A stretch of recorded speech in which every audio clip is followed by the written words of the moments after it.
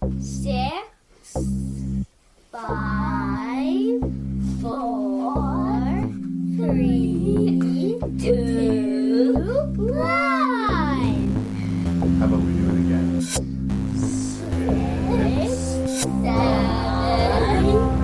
4, 3, 2, 1. I think I fought it. Okay, let's try one more I time. definitely. Ready? I can move you. Making review. Making review. Say 6, 6, 5, 5, 4, 3, 2, 1.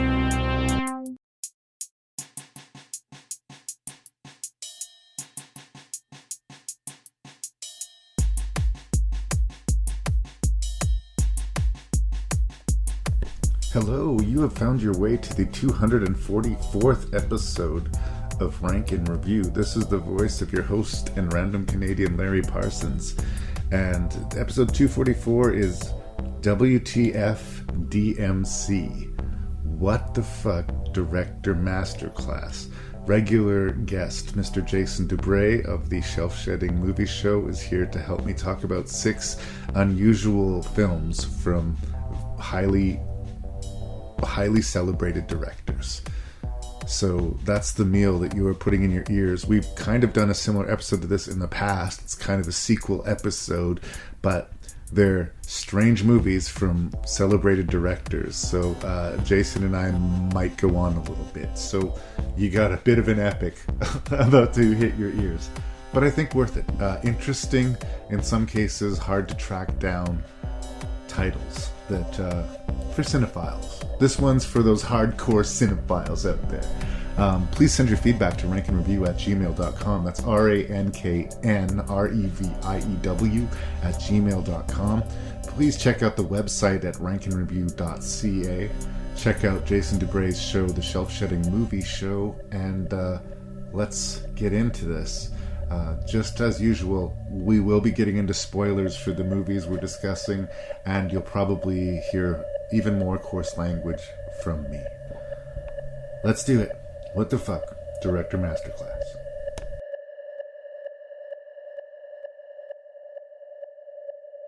Mr. Jason Dubray, he of the Shelf Shedding Movie Show, returns to Ranknreview, and it's always a gift to have you on the show, but I've been looking forward to this one because it's kind of a sequel episode. We've sort of been here before. We're doing a Director Masterclass episode, but it's also a what the fuck episode. So these are films made by auteurs, very celebrated and respected filmmakers that, depending on your day or depending on where you're coming from, may or may not melt your brain when you watch them, right? And sometimes we expect this. I mean, David Lynch and Terry Gilliam, we come a little bruised out of a lot of those movies, mentally, and we expect and want that from them. But sometimes that's not what we're expecting. So this is the start. Does a director's name alone enough to sell you on a movie? I think I know the answer to that. And what drew you to this list? Yeah, I think directors do. Some actors as well. I will see something even if I'm worried about it. And sometimes I'm surprised to the positive, and sometimes I'm disappointed. I find that, with the directors, well, most of the directors we're talking about are usually safe bets for me. There were a few first time watches on this episode, so that was kind of good. And in one case, I didn't remember who the director was until I started the film. I went all the way through the credits, and I was like, "Oh, I wonder if it's this person or this person." And I saw the name come up, and like, "Oh, okay, that doesn't make any sense at all." So this is going to be fun. Let's see what happens now. So. Yeah, I think I'm very much like that. I mean, if I heard tomorrow that Martin Scorsese's next picture is going to be a 79-minute fart comedy with Adam Sandler, I'm going to be there. Yeah. I will be wondering what had gone on with Martin Scorsese that he got to this point, but it could happen. Coppola made Jack, right? The Robin Yes, Williams movie. that's true. That's a perfect example of Jack. Every now and then you get like a major director who does something that just utterly is puzzling. Yes. But you still kind of want to look at it because why? Why that choice? Yes. Right? Yeah, I don't know. Maybe you wanted to work with Robin Williams, and who wouldn't have? But it's still... Or he needed something to make money, because he self-financed most of his movies, right? So if he made something that was a guaranteed hit, like a broad Robin Williams comedy, then he could finance his next arty-farty whatever. I wonder if he had grandchildren at the time, too. He might have wanted to make a movie for his grandchildren. Who knows?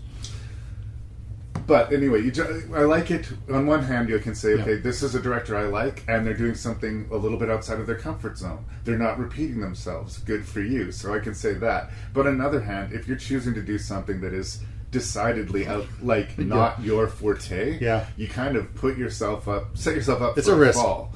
But I mean, I also respect people who take risks, and I don't know, maybe that age of the auteur is dying, where you get to make enough movies where you can look back and see your follies. Like, if we got Steven Spielberg and tied him to a chair and asked him for an unvarnished opinion of 1941, like, would he be able to speak real about it? Yeah. And there's also the forest for the trees something. Like, if you're in the midst of making this movie and you're really passionate about it, sometimes you're so lost in that vibe, in that effort, that you miss something really obvious. And I've been there, so I'm sympathetic to that kind of artistic failure. But call it what it is when it happens. And also I want to, when we're talking about these movies, to recognize where they are in the shape of their career. Yes. Phantom of the Paradise is one of De Palma's first movies. Yeah. And I think I would judge it on a different scale if it was closer to the middle of the pack than it is closer to the beginning of the pack. And in some cases, especially when I'm trying to work defense for these mad movies, I might say, it's the first swing. and Soderbergh, I think this was a follow-up to Sex Lives. That's right. Kafka and Videotape. Was, a movie. Sex Lies and Videotape, not That's Sex right. Lives and Videotape. Yeah. I'm thinking of But it was weird because play. Sex Lies, we'll talk about when we do the review, Sex Lies conquered the indie world. It did. And everybody wanted to be in business with Steven Soderbergh. He didn't win Best Picture, but he was basically in the same position as someone who had. You can make any movie you want. And he chose Kafka. Interesting. So, like most of the people that we're going to talk about in this list, I am fan of, like on board. Actually, I'm going to say, with the exception of one name on this list, I would go to see a movie on the strength of their name being on. I think we would have the same name that we would omit. Okay, so we're talking about Dario Argento. Yes, we are. Yeah, yeah. But I'm not going to disrespect Dario Argento and say that he's not an auteur. He's an incredibly respected international filmmaker. He's made over 20 films. Like, I will include him on this list, whether or not... he is. He is. And he's become bigger in the last 5-10 years because it's this younger group of horror fans have discovered his films are... Going back to why I picked this list, because you might wonder, because you kind of, I think, got the vibe that I was a bit negative about my... probably the most for a while with where I'm sitting with this episode, so I apologize ahead of time. This reminds me, I just listened to your episode on horror remakes. Okay. And I forget her name, your guest. Okay. Yeah. It's kind of funny in a way because she picked, based on the remake of The Fog. She wanted to see that. Yeah. And I heard completely what you two had to say about it. I picked it because I have never been able to watch Tideland, which also has a very personal connection as far as being filmed right here in Saskatchewan. And it has Jeff Bridges, who we've talked a lot about how much we both respect and love Jeff Bridges. People we know are extras in this movie. And so you may find that I had a similar experience to the Fog remake. So I thought it's kind of an overlapping theme between those two episodes.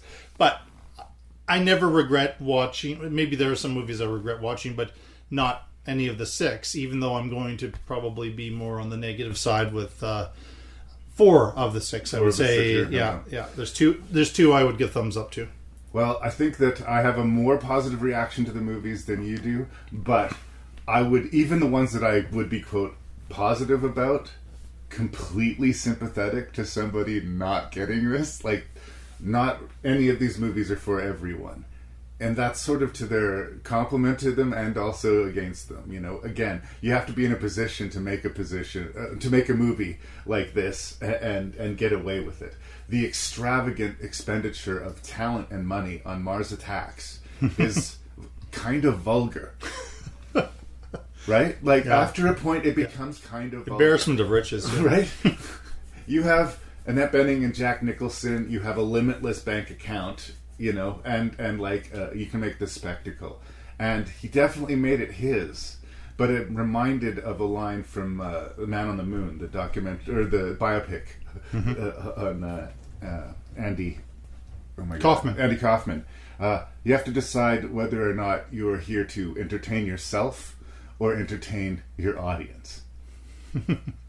And I think if you're spending millions of dollars and you're occupying some of the best actors' times in the world, you owe it to yourself to remember to entertain your audience. That might be important for most any movie, but yeah, I think in that case, yeah. I know there was some business that you wanted to attend to beforehand. Yes, but is there anything else you wanted to say about these movies before? No, not specifically. I was really excited to dive into these movies too, and even if my reaction's negative, it's still I think we'll have a lot to talk about, which is good.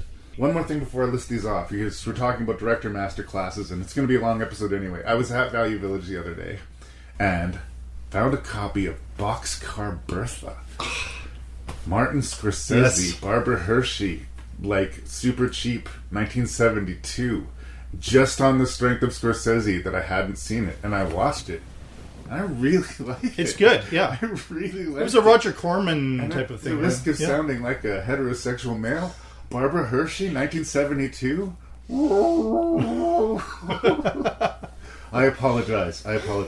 Anyway, I just, again, sometimes having loyalty to directors does pay off. It does.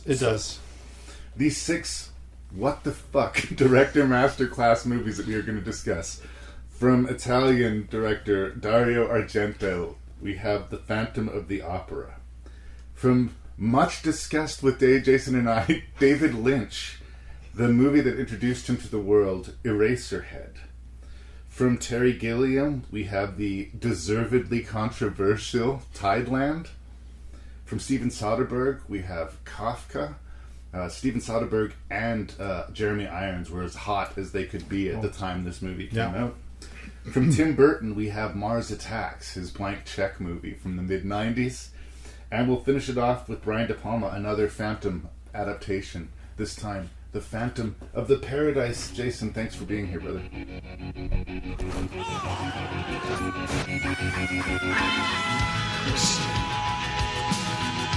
Come to me. He's on the prowl again.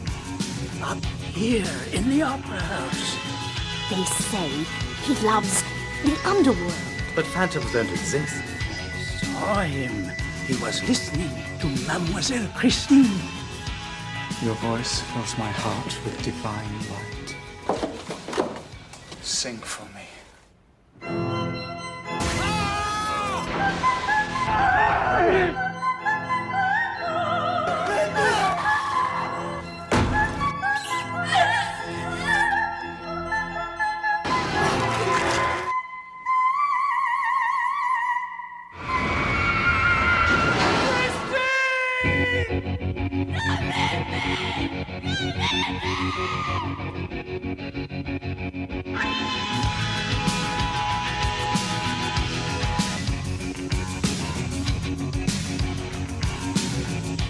So I have been on the record as saying I am not the biggest Dario Argento fan. He's got, I think, 20 movies, maybe 21 now. I think there's like a brand spanking new movie out.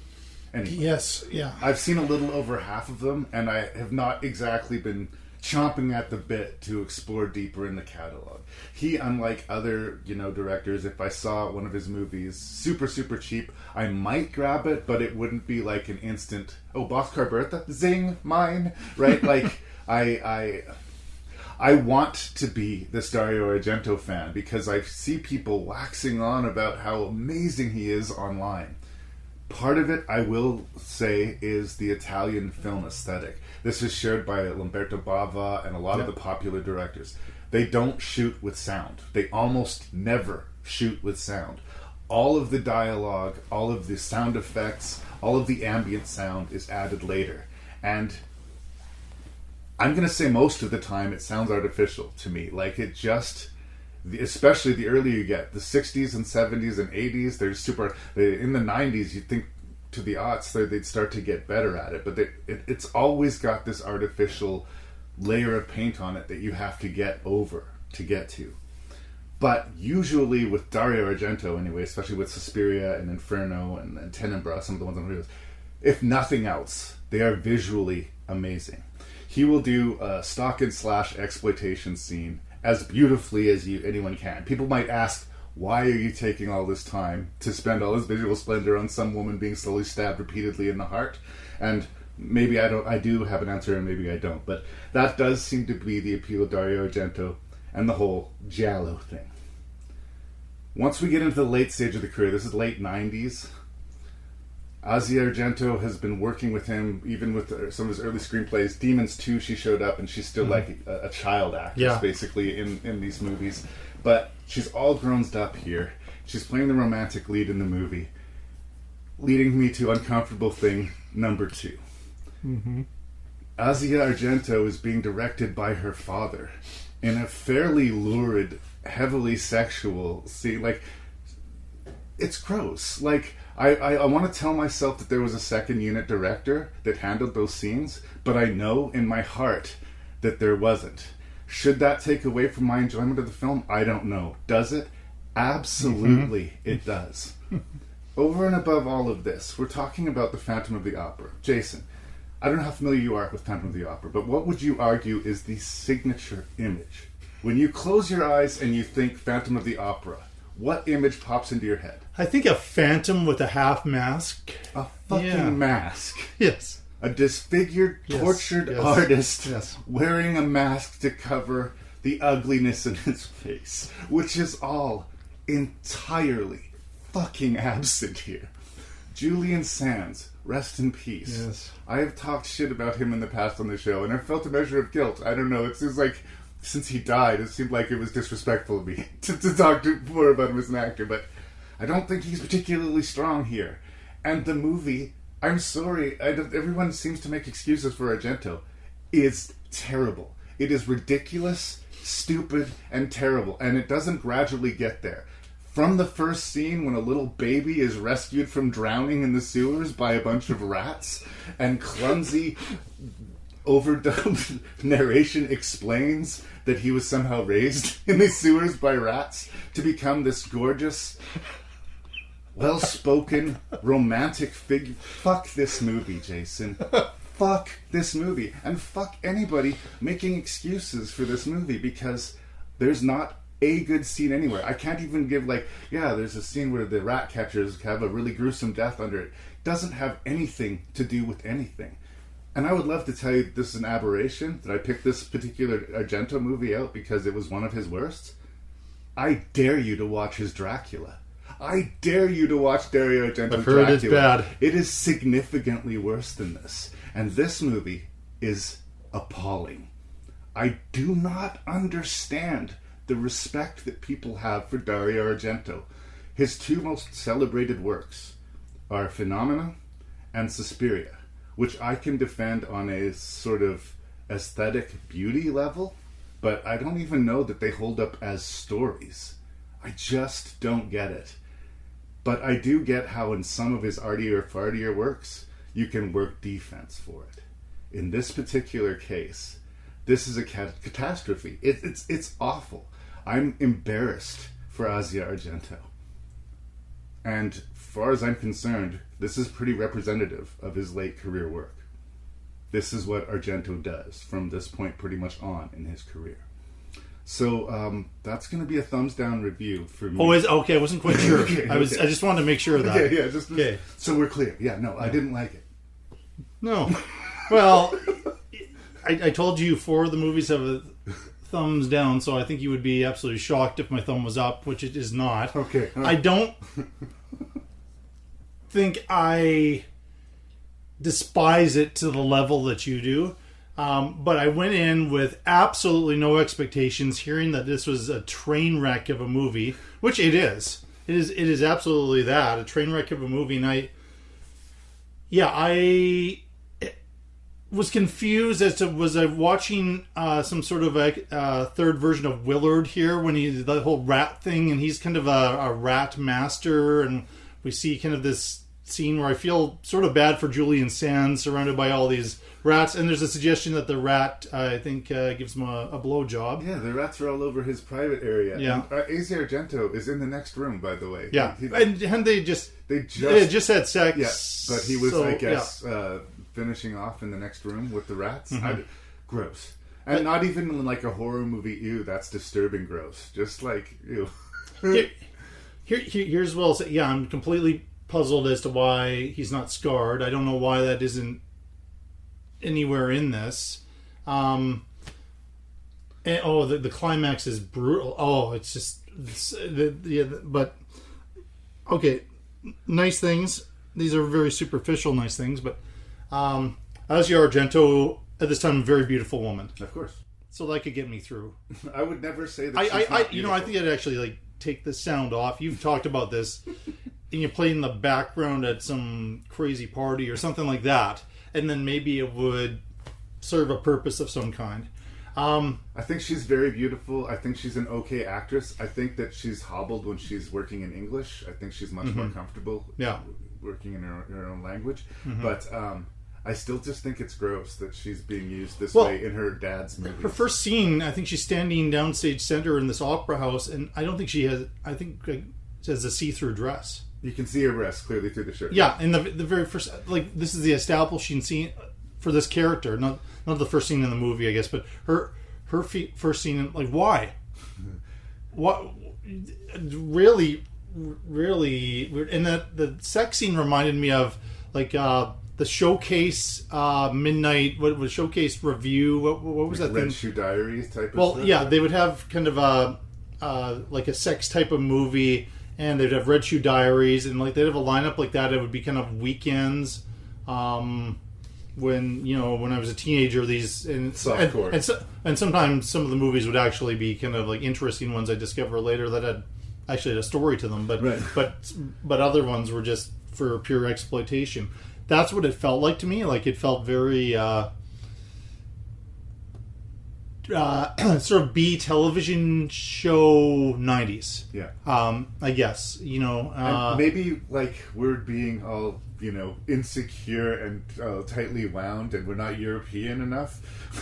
but I think it's gross that your dad directing this scene. I understand Asia Argento grew up on horror sets. She said that smell of horror makeup, she associates it with her childhood. Yes. Right? And so violence and sexuality and stuff like that, maybe not as big a deal to, her and her family as it may be for us, but still, when you're doing the nuts and bolts, shooting... it's a graphic sex scene. I mean, it's not sort of like a... And again, I know Asia wanted to be an actress. She was probably lobbying to be in the movie, right? I'm sure. But maybe it shouldn't make me uncomfortable. I am saying, for the record, it makes me uncomfortable. Well, it is. It's weird. It does completely take you out of the movie. Now, if you watch this and you don't know who any of these people are, right, and you don't know the name, that this is the daughter, then maybe you watch it and okay, that was what that was. Well, then but I still think it would be bad. Even if you any of that stuff, you'd be like, this is a really bad version of the Phantom of the Opera. I directed a non-musical version of Phantom of the Opera, right? And the script I had wasn't actually a great script. I did a couple things to kind of elevate the horror element of it. But I would take that script and I would take my high school cast every day and twice on Sunday over this group. Everybody's bad. There's a really bizarre sequence where there's this old man who's a pedophile who's giving candy and this girl's running away, and then you find yourself cheering when the Phantom shows up to off this guy. Why is that in the movie? Well, again, they needed to find a reason for us to like Julian Sands, and I guess that was it. But why does she like Julian Sands? We understand why he likes her. She's pretty, and she sings with her boobs showing, I guess. Well, he doesn't like the diva or the which is that's true. Consistent in all of them. Yeah. He doesn't like who's singing the work, but he's not writing the work. It's not personal to him. And again, like. I hate to get to this level of specificity. Like, I remember making fun of the Joel Schumacher Phantom when we reviewed it, saying that he spent all of the money he made on candles because the entire place was lit on fire. But like, I get distracted thinking about that kind of minutia. The movie's not working.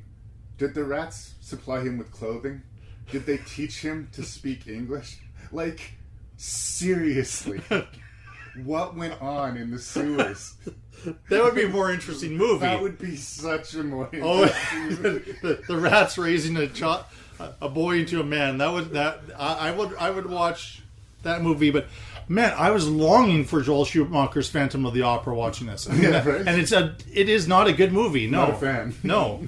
I gave that one a thumbs down too. But I would watch that movie twice in a row. Yes. I know. Man. And again, all I can do is be mean to it. Julian Sands, R.I.P., I'm terribly sorry that happened to you. That was a miserable fate for anyone to meet. But he's just not romantic or charming in the movie. Like, I don't understand him as a romantic lead. I guess if you took a still frame picture of Julian Sands and he would look like a guy on the cover of a romance novel, like maybe aesthetically he looks the part, but there is no reason for her to fall in love with him other than some kind of evil magic. And I kept thinking, this was released about 2 years after leaving Las Vegas, and he felt kind of old at that time. He was that kind of pimp character, right? Yeah, it was a weird performance in Vegas, so then, too. And I thought he served his purpose in that, at least. Like, it was a secondary role that he could do well enough. But he... Two years later, suddenly he's supposed to look that much younger. It was it's a strange choice. I think actors have learned hard lessons from working with Argento in the past. Like at the time, you free trip to Italy, that'd be fun. Respected horror director. Apparently, Adrian Brody had to threaten to leave the set to get paid on Giallo. The older we get into his career, the more rickety the things have seemed. Well, he's past his best before, and this was now, 25 years ago. So, and he's made several movies since this. Some of them worse. Yes, I've heard that. So honestly, please, somebody write me at ranknreview@gmail.com and fucking explain Dario Argento to me. Well, I like some of his other stuff. Phenomena, I just saw for the first time last year. I ended up watching it twice, I think. And I had a great time with that. Like Is the monkey the murderer? We'll talk about that later. But there's something. You're not going to get great dialogue because it's translated in all these different languages. But there's something there. But I don't think that charm is anywhere after that point. Those who are hardcore fans of his might be screaming about some movie after Phenomena that was half decent to watch, but I can't think of what that would be. Do you know Inferno? I haven't watched Inferno, no. It's the second of the Three Mothers trilogy. And, so it's a sequel to Suspiria. And it's totally bizarre, dreamlike art wankery to some level. I'm not super huge on it, but I could understand someone making a case for it. Yeah. I can't understand someone making a case for this movie. Well, have you heard anybody make a case for this? I think I've heard more negative on... I've seen a few people sort of giving it like a pass on the basic sort of sex and violence by the numbers, but not one of Dario's best efforts. But still, even by that, they're glossing over it. Yeah. Like, this is terrible. Yeah. I'll mention one other scene that annoyed me, and then we can probably move on, I think. But... like after the sex scene, like he's so charming and we kind of like the guy, right? But after the sex scene, he turns and they have this really silly fight, which then he suddenly turns into this abusive villain completely out of nowhere, and she is like a child. Like her reactions to things, especially towards the end. Last thing we hear is her just crying and screaming, but it sounds like a 2-year-old having a tantrum, and she has this this temper tantrum type of thing in reaction to what's, and I get a reaction of like, what's wrong with you? What happened? Like, now that you had the sex, now you're gonna, I like, maybe you'd have to be raised by rats to understand. I don't know. I guess so, because even within the scene, there's like 3 different scenes going on, 3 tonal shifts, and none of them make any sense. No. But no. And throughout the movie, it almost feels like you could put the DVD on shuffle. And it would make as much sense. Yes. The scenes could be completely out of order. It doesn't matter. And again, we get to the climactic point of the movie.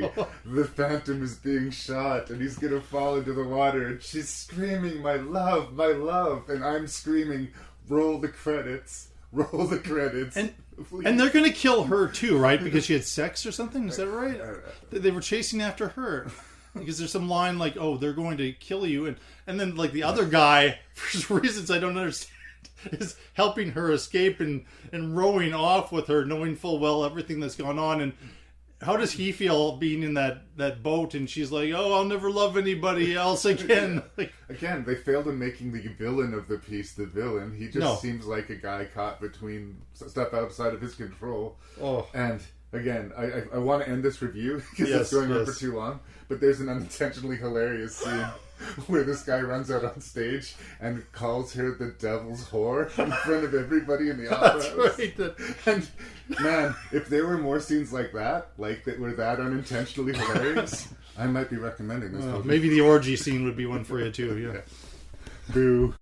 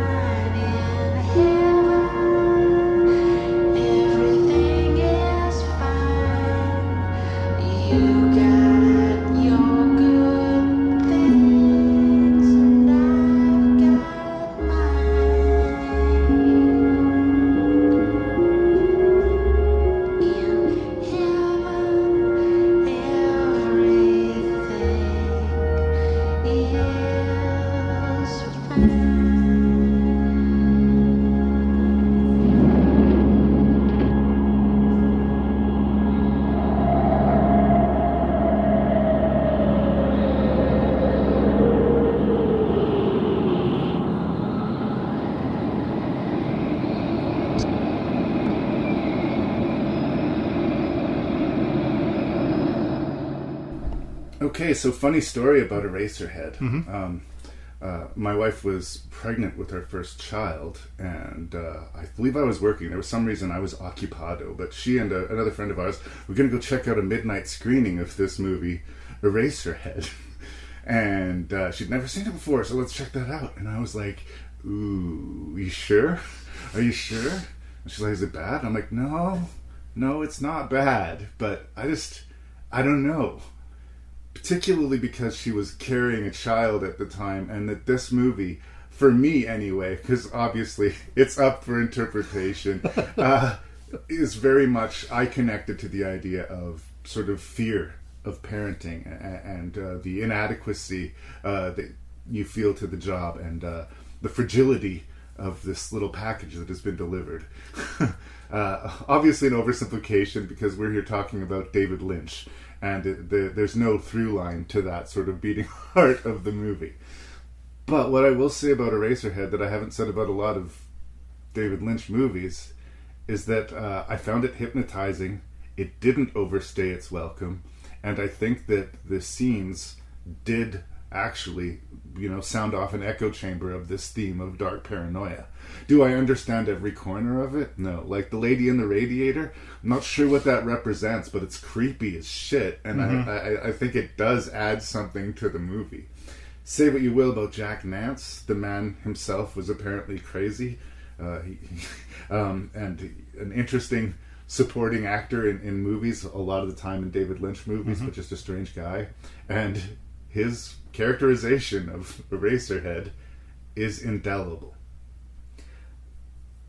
It's amazing to me, like, that it connected with the audiences. I think it maybe only could have sprouted out of the 70s and that sort of like experimental, respect the artist to almost a ridiculous degree level. There's that famous story about Catch-22 where the director of photography said the ideal time to shoot was between 1 and 3 o'clock in the afternoon. So the entire movie was shot between 1 and 3 o'clock in the afternoon. Like, that's indulgent, right? So that's not necessarily where we were here, but like, I don't know that if he had unless you had the name of David Lynch, this package could be sold today. Yeah. Even. Okay. Yeah. I remember when we had Book of Trespasses in the film circuit, I saw some of these short art films that honestly I found impenetrable. I would politely clap when it was over, but I was completely lost. And that has honestly been a weakness for me in a lot of the later David Lynch movies. Yes. Not to go back to our Inland Empire conversation, but that being one of the worst for me to wrestle with. I wonder if Inland Empire was focused and 85 minutes long instead of unfocused and 3 hours long, if it might be something that I could get behind. Because as confused and perplexed and sort of hypnotized as I was by the movie, at the end of the day, I do think I like it. I think I like it. And it's watching it again. This is probably my third or fourth pass for this podcast. Like, I'd seen it before, and so if I need to take a break while I'm watching a movie, especially if I've seen it before, I will allow myself to do that. But something happens when you press play on this movie. I find this is true of like some Kubrick movies too. Yes. It just hypnotizes you, and you just take the ride. You don't fully understand the ride. Maybe you don't even always appreciate the ride, but you take it. And for that accomplishment, I'm going to give it a thumbs up. As we're going to go on to the review, if we want to try and break things down, I will give you my interpretation of it, but I will not argue that it is the interpretation of Nobody knows what the interpretation is. So it's going to shock you that this is a thumbs up. Yeah, because I've been the Lynch defender. But this is what I'll say about Eraserhead, and I've only watched it twice, so you've watched Eraserhead more than I have. Eraserhead and Inland Empire, what they share for me is total confusion. Like I've watched those movies, each of them, more than once, and when I get to the end of it, I really don't know. Like I have all kinds of fun with Wild at Heart and Mulholland Drive and Blue Velvet and movies like that, kind of coming up with what I think my interpretation is. I really did cling on to that idea of, I thought it was maybe a little bit broader than fear of parenthood. It might be like even fear of life or fear of responsibility. That's kind of what I thought this time, but then there's all the other stuff that's in there. I feel like this movie struck me as like a David Lynch student film. It's like one of the best student films you'll ever see because it is quite well put together, and I have the Criterion version of it, so it was nice to be able to crack that open and watch it, and it looks really good. It took years to produce, by the way. This was a long production. Yes, and so where I'm happy that you like it. I struggle with it being among my favorite of his, though. As much as, like, on this list, it's going to rank quite high. But I'm not sure that I like it a lot and I respect it, but I'm not sure that I love it in the way that I love some of the other David Lynch films. So it's kind of strange to me. My take on Jack Nance is he's doing a really great job of playing David Lynch. Right. Because he has Lynch's voice down. He has Lynch's hair. He's playing David Lynch, and I think this is, like, they're all sort of about David Lynch somehow in some way. And also, like, I saw that documentary, Lynch Oz, or Oz Lynch. I don't know if you've watched that. Where everything is the Wizard of Oz. Like, the Wizard of Oz is in this, and it's in everything. Especially in Wild at Heart. Yeah. Well, it's so obvious in Wild at Heart, but there's a case made in his entire filmography and in the Twin Peaks series as well. I'm not sure if I'm completely sold on that. It's like the documentary about The Shining, right, where there's a lot of conspiracy theories that are kind of thrown in there. Room 237, worth your time. Yeah, it is, and I think Oz Lynch is worth your time if you're a fan of David Lynch. But I still kind of struggle a little bit with this one. But I would say, like, maybe I don't know what was going on with him at the time. If did he have a kid or Jennifer Lynch was brand new when the project started, and she was probably 4 or 5 by the time it was finished and out in the world. So the writing of it might be about her as a baby. And the timing works out well for it, but again, I don't know if that's me putting it on there or not. If I was Jennifer Lynch, I might take that a little personally. Well, she, like this little alien thing, gross. Well, here's a crazy thing. Yeah, personal story to my life. A real, genuine, ridiculous fear I had when both of my boys were baby, but especially Owen, my first boy, was that I was going to drop him. Mm-hmm. That he was going to somehow squirt out of my arms and drop him in like the most ridiculous way, like off of the second floor of the mall or something. He was going to somehow jump from my arms. Mm-hmm. This would never happen. I would never allow it to happen. It would never happen. But it was something that I thought about happening all of the time. And your kid's not going to develop boils on its face and start like wailing like a sick dog. Mm-hmm. But what if they did? How helpless are you to do anything about it? And for some reason, it's all about him. There's that really awful dinner sequence where he goes to his girlfriend's wife's house or whatever, and the level of animosity that is being thrown towards him just for existence. Like, this is your fault, this happened, you better own up to it, God damn it. And like, she's not necessarily getting, you're the kid gloves, you're precious and pregnant and blah, blah, blah, blah, but he is the villain of the piece somehow. You had sexual relations. That's right. And he feels like this is right. He is the villain. Mm-hmm. And that somehow that this burdenous child, which I'm sorry is how it's portrayed, is somehow like this curse that he has to do. The woman sort of vanishes from the picture pretty quickly. And it's all about him dealing with this child and him kind of going insane. The whole world was insane to begin with. Yeah. And the one reprieve he seems to have is the lady in the radiator, which again I'm at a loss. Or the fantasy about the neighbor across the way, right. like that's it's really kind of attractive, but everything's better in the room next door. Yeah, and I think that might be a bit of a comment on, and then I guess they get married. Like in this they get married, right?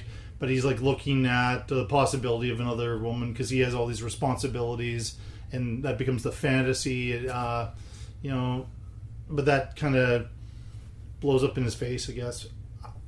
I want to go back to this image, because he sometimes will have these repeated images. You'll see it one thing early in the film, and then it takes on a different meaning later.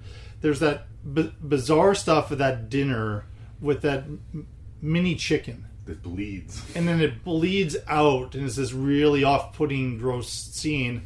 And then later in the film, in a completely different context, we get that big gush of blood coming out. Isn't it like doesn't the baby grow, or I'm trying to remember.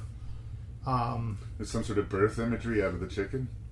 Yeah, but it wasn't a chicken anymore, and right. Yeah, I probably have it written down in my notes somewhere, but so it's that kind of stuff that I think. It's funny that this is one that you're liking, and I'm taking the opposite stance. That's the kind of stuff that I think really drives those who don't like Lynch, drives them nuts. Is it has a purpose. Like, he intentionally did this for some reason, but and again, it's all guessing. But maybe this is the whole thing is like psychologically his mind is completely warped, and they had a normal dinner and they had a normal chicken and. The father-in-law didn't look like a nut, just staring with that goofy smile on his face through the entire thing. But that's just his interpretation. But then, like, later on, that this little thing then suddenly explodes and becomes a bigger catastrophe for him. But he's also an eraser. Yes. Right? Yeah. He's eventually turned into an eraser. Yeah. And again, I don't know what that kind of bow that puts on things. Is that like your life just doesn't matter? It's just in the end, you just become like these little bits of eraser dust flying through the air. Yeah, and that's all that is left of you. Again, I don't know. And honestly, like, the thing that I complain about in Lynch, I'm not going to say isn't present in Eraserhead. Yeah. It's absolutely present in Eraserhead. It's shorter, though. Yeah, I honestly do think that helps. 85 minutes as opposed to 160 minutes goes a long way. I mean, maybe. But his other movies were normal. I completely agree. Inland Empire is way too long, but some of his other movies are in the 2-hour range, and you don't like them either. Had strong reactions to it, like not Max Brooks. Mel Brooks saw the movie and he connected to it. He saw the sort of parental angle on it as well, and wanted to produce his next movie. Terrence Malick, famous weirdo director. I think he and David Lynch should maybe just get married on some level. Yeah, but they're in the same. He was excited about this movie, and he was showing it to producers trying to get people in the business of David Lynch, and they would walk out of the screenings before it was even done saying, "This is bullshit." And I'm not unsympathetic. Like, if you do not connect with this, it feels like art wankery. But the tangible thing is, like, when I feel like there's something there, isn't there? And in a lot of the earlier works, particularly Blue Velvet, Wild at Heart, and this one, I really felt like there was something there. But the deeper we get into the works, the more I start to doubt that there's something there anymore. This felt like a more solvable movie for you than Inland. I know Mulholland Drive would be a conversation for another day, right. or Lost Highway, ones like that. But yeah. Again, they become obtuse to me, especially once we get into Inland Empire and Mulholland Drive, where he won't even commit to character. Like, at least we're with Eraserhead through this whole fucking movie. You know, he doesn't just decide to supplant him, and then he turned into a completely different. He didn't person. jump into a different dimension, I guess. Yeah, like the characters in the other ones. Yeah. But or go over to Oz or whatever you want to call it. I am, as much as I've talked shit about Lynch in the past, if you want to get into Lynch, and I do think his influence, if nothing else, has been a positive thing on Hollywood, whether or not you like his movies, I would say definitely check out David Lynch. Do it in order. Start here and work your way up through his catalog. And don't skip Dune. Don't skip Dune. And Elephant Man. No, Elephant Man's a very focused film. Yeah, I mean, each one of these movies, like, he is a legit filmmaker. That's why he's included on this list. Yes. And he is a frustrating filmmaker to me, but that doesn't mean he's not legit. And I'm going to be watching Eraserhead again. I'm still a David Lynch fan, but I'm sounding a lot more negative than I mean to, but it just, I just don't connect to this one as much as the other ones. The good and the bad are present right out the gate. Just in this case, I think more good than bad. Yep. What are you doing? I think she could be my new friend. She invited me into their little stone house. It was such a wonderful time. Still on vacation, Daddy? I got a secret. What is it? The end of the world. Dynamite!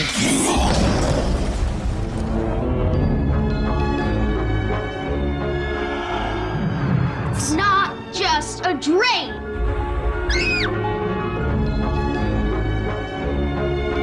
Cloud, this is where you belong. It's the edge of the world.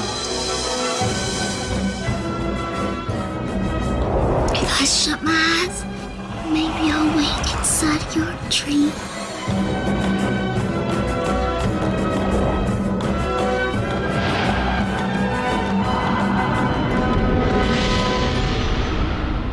Part of the thing about having a podcast is people will regularly ask me really, really difficult questions, like, what's your favorite movie? And who's your favorite filmmaker? I usually troll people with the favorite movie by saying Tremors. And my default for favorite filmmakers will be the Coen brothers. But in the conversation for me has always been Terry Gilliam. Monty Python and the Holy Grail is one of the rarest movies in the world to me because it is a truly timeless piece of comedy. I feel like most comedy ages poorly, and Monty Python and the Holy Grail will never not be funny to me. And that was one of his first movies. Yeah. And even as a little kid, like, I clocked that. And like, so like I put a flag in the ground. And then there were two other big movies for me with Gilliam. One might surprise you. We talked about it on the podcast before, is The Fisher King. That is one of those movies that shouldn't work for me, but that works so much for me. Yeah. Like that I can't not absolutely get behind that movie. And his accomplishment, I think, of the adaptation of Fear and Loathing in Las Vegas.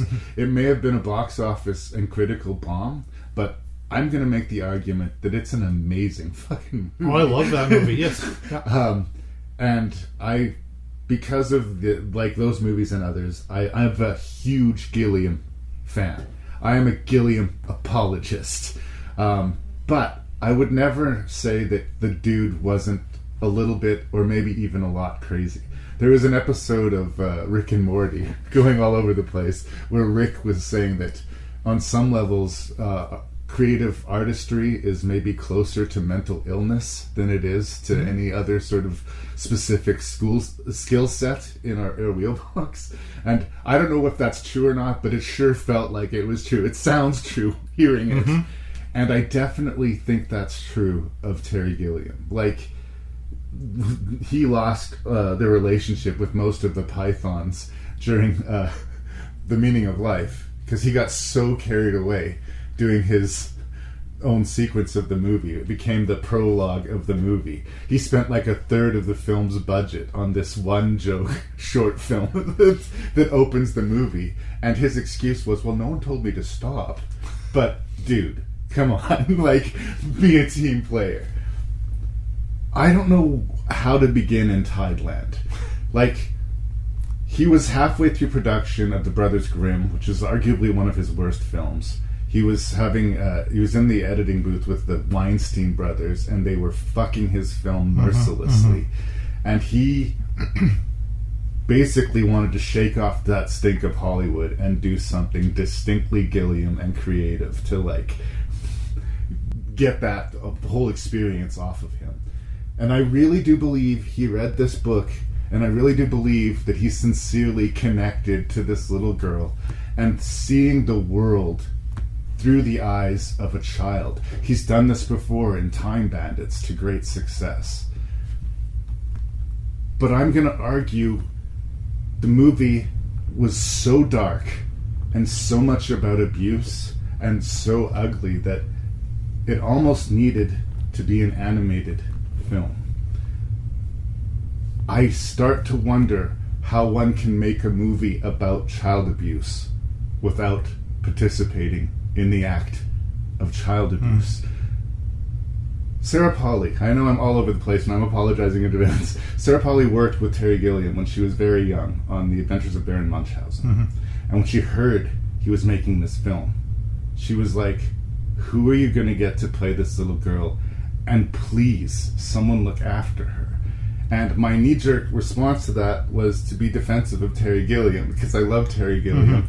And I'm a big respecter of Sarah Polley, but there's not been a production she's been on where she hasn't bitched about someone, it seems like. Right back to Road to Avonlea, to Go, to, like, any movie she's been in, it's always been, you know, an imposition to her in some ways. So, like, I tried to measure it, but I gotta say, watching this movie Tideland about this girl suffering indignity and abuse after indignity and abuse with a big smile on her face was a hard thing to reconcile with me. It was a difficult sit, and it was made more difficult because at the beginning of the movie, I somehow forgot this before I watched it for this screening, Gilliam himself had a little 2-minute introduction before the movie started, basically trying to justify, he's like, you're going to watch this movie, and some of you are going to hate this movie, and some of you are going to love this movie.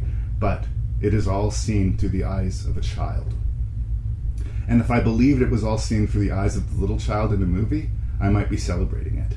But the child eyes that he's referring to are Terry Gilliam. Going to the actual story, it's based off of a novel, and it's sort of about how people who turn sour and mad go even more mad and more sour in isolated places. It was shot outside of Regina in Saskatchewan, very close to where we are sitting right now. And this kind of story can and does take place. Like, this horrible sort of poverty mixed with mental illness, tragic, things like this do play out. Are they entertainment? And, like, what value do we get from it? If I felt at the end of Tideland like it said something to me, or that, like, I knew what it was about other than this little girl suffering, it would go such a long way to me being able to embrace the movie more than I do. I do think it has those Terry Gilliam flourishes of madness. I do think that it is, at times, visually beautiful. And Brendan Fletcher, a Canadian actor who is usually in terrible movies, got an opportunity to work with Terry Gilliam. And I think it's a really difficult role that he's being asked to play. Mm-hmm. And I think he's incredibly to the task of that part. But did I get any joy or learn anything? What did I take away from the experience of Tideland? And after watching it thrice now, I still can't answer the question. And before I hand it over to you, I want to say, this is maybe the only movie I have ever seen that made Jeff Bridges corrosively unlikable. Like, mm-hmm. This is one of the most likable people, not just actors, like people. If you see him interviewed, he just seems like a cool dude. He played the dude, right?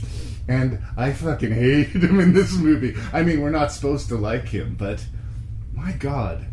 Scene after scene of this little girl, you know, we open with her prepping the drug, boiling the spoon and prepping the needle for her surrogate father, and her being repeatedly slapped in the face by her mom for trying to steal candy bars. Because you know the little girl's not being fed. Like, mm-hmm. This is where we start. I do not like Tideland, so I'm trying to respect it. But I'm not sure if I'm there yet. I still love Terry Gilliam, and I do believe, as twisted as this movie was, his heart was in the right place. But I did not enjoy the experience. Yeah, you have a lot of stuff floating out there. Yeah. Lots of it I want to respond to. Now here's my all over the place. I would say there was a movie that was very successful about, from a child's point of view, who is a child who is experiencing abuse. So he just needs to talk to Guillermo del Toro and take a look at Pan's Labyrinth. Right. Because I kept thinking about Pan's Labyrinth, and early on I thought, well, maybe this will be kind of like that in broad daylight. But no, it is not that. The fantasy of Pan's Labyrinth takes it into the fairy tale realm. But there's fantasy in this too. Like, it doesn't feel fairy tale. It feels like it's sad fantasy, but it's her dolls talking to her and all those different voices. Like, she lives in a fantasy world a lot of the time too, as a coping mechanism for the abuse and neglect that she suffered, and to the point where she's convinced herself that her father is, you know, spoilers, is alive in this early on. He is not. Now here's my next kind of all over the place. We both know Angela Christie, yeah, and she told me a story about being on the set of this, and it's the very first scene I think that we see. I didn't, in my version, have Terry Gilliam apologizing for his movie or whatever this was, which might have gone straight into even the concert show that has people that we know. Yeah, this concert scene, and so she said, I've always disliked Jeff Bridges. I said, Jeff Bridges, why? Well, because I was on the movie that he made here in Saskatchewan, and as soon as he got on the stage and he said, hey girls, show me your tits, or something like that.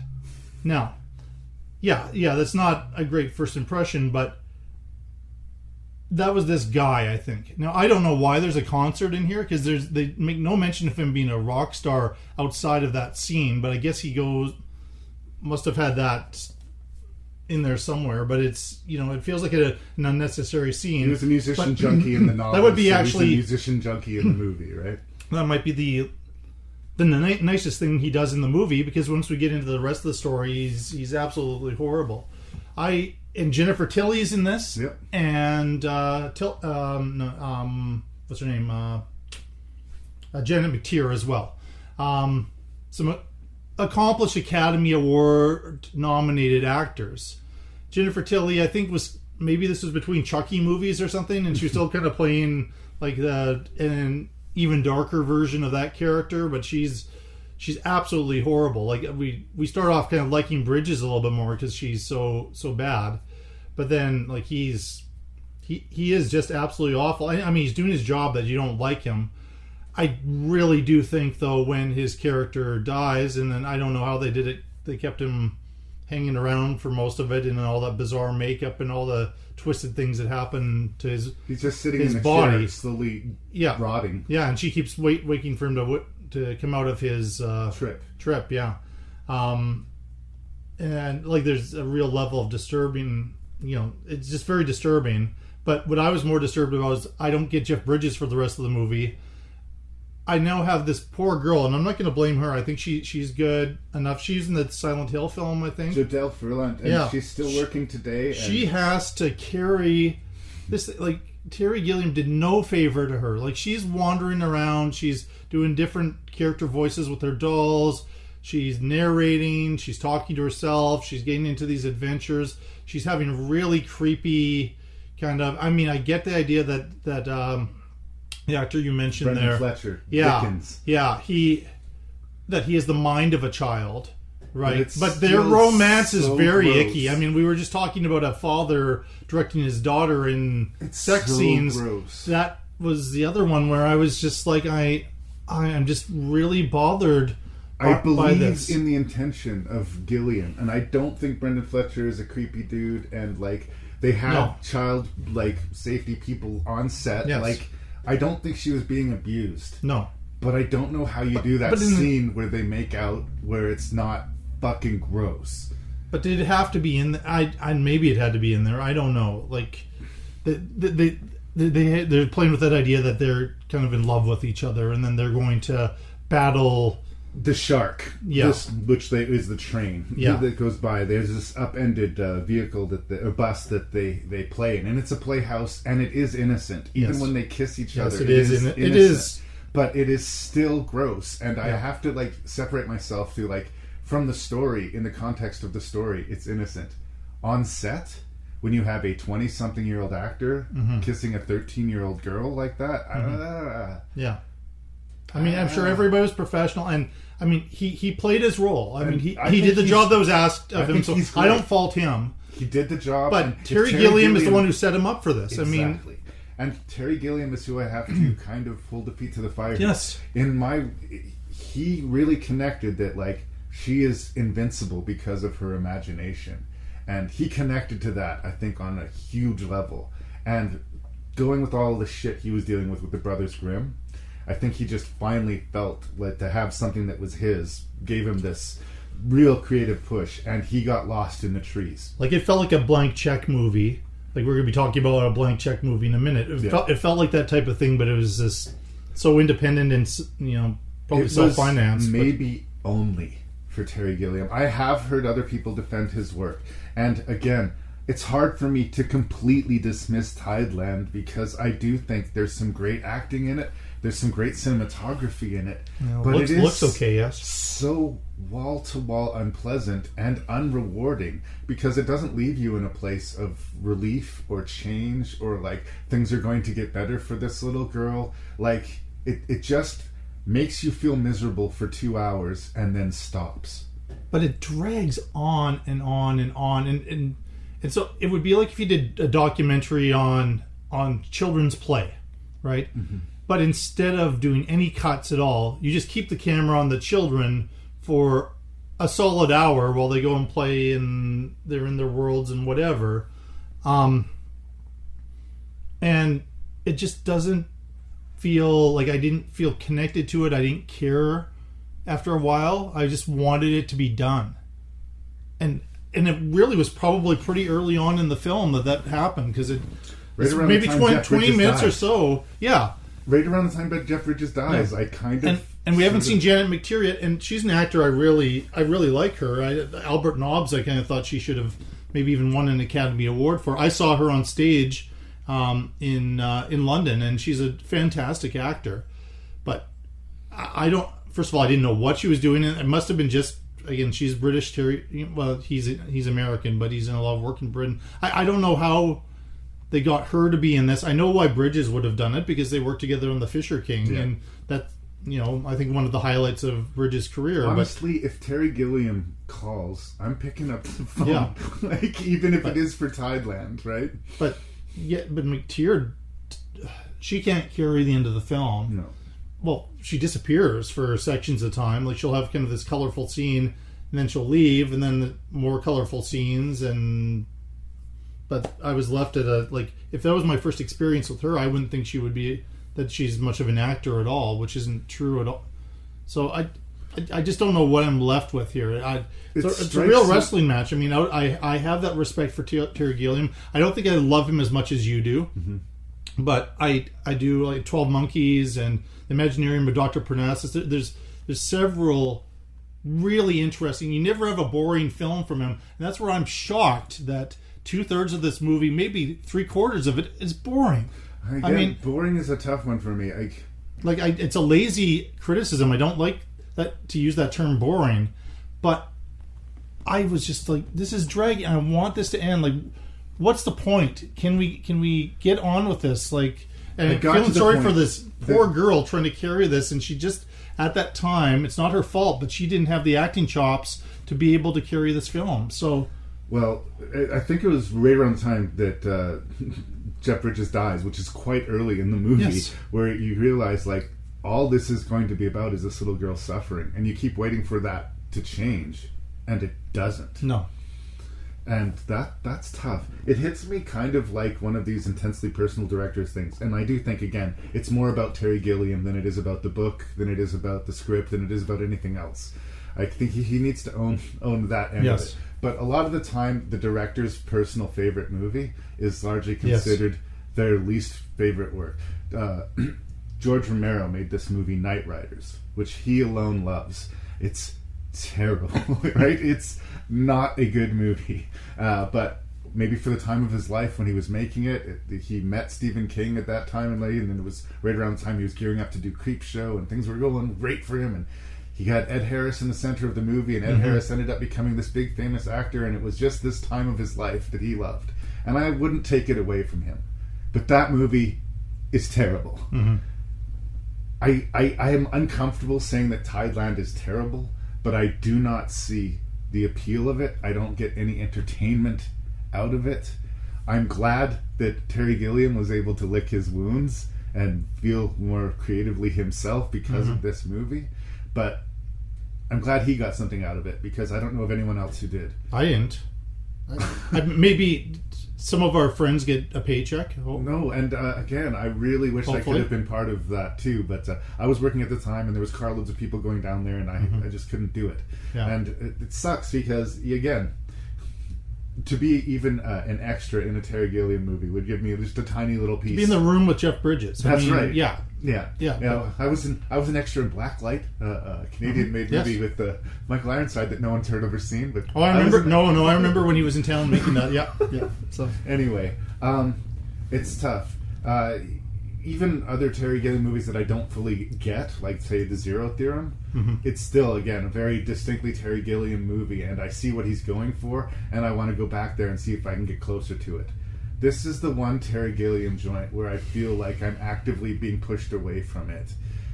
It is unmistakably Terry Gilliam. I will say that.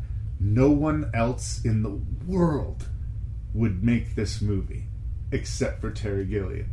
That doesn't make it good, but it is a fact. It didn't even feel like a Terry Gilliam movie to me. Right. I just felt like it was just a bad movie made by a bad director, and he's not a bad director. Yeah. And maybe it's my fanboyness trying to make excuses, but I can't completely dismiss it, but nor will I. And that's my struggle with the rank, because I like him so much. Yeah. I like him so much, but, this is not going to be high. It's not going to be high on my list. It's tough. Kafka. Is that your real name? Well, why shouldn't it be? There are people watching. This has been opened. Oh. Shall I reseal it? I understand you fancy yourself as a writer. You should find a more athletic hobby.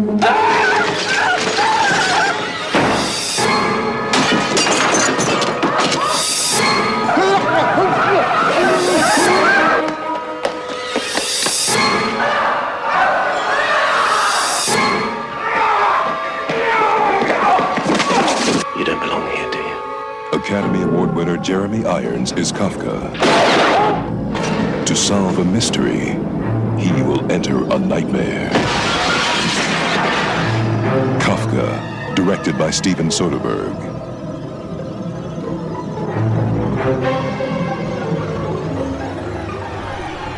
The time has come, I think, for Jason Dubray and I to disagree strongly about Kafka. Because I think Kafka is one of my very favorite Steven Soderbergh films. And I know for a fact I'm in the minority about this. Lem Dobbs is the screenwriter. He co-wrote Dark City and The Limey, another fan-fucking-tastic Steven Soderbergh movie. And it's one of these cool literary things. Maybe it appeals to the English major in me, where it's not exactly an adaptation of a Kafka work. It is a Kafka-esque story starring a guy named Kafka, who we can, make the jump, is Kafka himself, and this is going to be the inspiration for all of his work. But it has also got more than a little bit of Coen Brothers in it, if you ask me. There's this really weird arch, slapsticky layer of paint put over the grim, dark, mostly black and white experience that is this movie. And the movie is sort of leading up to the moment where Kafka, the author, realizes that he is suffering, what's the sickness that affects the lungs? Tuberculosis. Tuberculosis, thank you. One of the last things we see is him coughing into a napkin and seeing blood in it. And that's sort of starting the clock of the last 7 years of Kafka's life. And it also sort of feeds in how much you know about Kafka himself. For instance, there's a famous point in the movie right before he goes into the third act where he asks a friend of his, if he disappears and is never heard from again, would you please go to my apartment and destroy all of my manuscripts? Now, that didn't happen in the way it is portrayed in the film, but before Kafka died of tuberculosis, he did ask his friend to do just that, and his friend couldn't do it. And as a result, we have a lot more Kafka stuff. Very few of his famous works were published while he was alive, but this whole idea he had of the paranoia and of like the system having cracks in it that are sort of weirdly obvious, that everybody not only like walks by but seem to walk in, is really interesting. And the way that Lem Dobbs and Steven Soderbergh allow some humor into it so that it's not this completely nihilistic evil thing. Because the basic story is a friend of Kafka's goes missing. He goes to investigate it. He finds out who did it. They're going to get away with it. All of the people that he meets to the left and right who he inadvertently exposes are killed, including the quote-unquote romantic lead played by Teresa Russell. Yeah. He then finds out he has a mortal illness. And the credits roll. Da-da-da-da-da-da! Yeah! I remember I was living on an apartment on Broadway. I walked down to the Broadway theater to see this. And Steven Soderbergh was hot off of Sex, Lies, and Videotape. But I was one of the guys who liked Sex, Lies, and Videotape, but I couldn't quite understand why it was like this earth-shaking like sea change and bringing people... I'm glad it was bringing people more attention to independent cinema, yes. Absolutely. It was nothing but positive for movies. In fact, I think like those early 90s where they were discovering Linkletter and Soderbergh and even Kevin Smith made the 90s as good as they were. Kafka couldn't be more different than Sex, Lies, and Videotape. It is, like I said, the blank check movie that you only seem to get to make if you've already won your Oscar. Because the mystery isn't satisfactorily solved, he doesn't get the girl, and everything is backwards about the movie. It's dour, it's dark, and nobody wins. And I found it amusing and funny and spellbinding and unlike any movie I'd ever seen. I love Kafka. I really genuinely...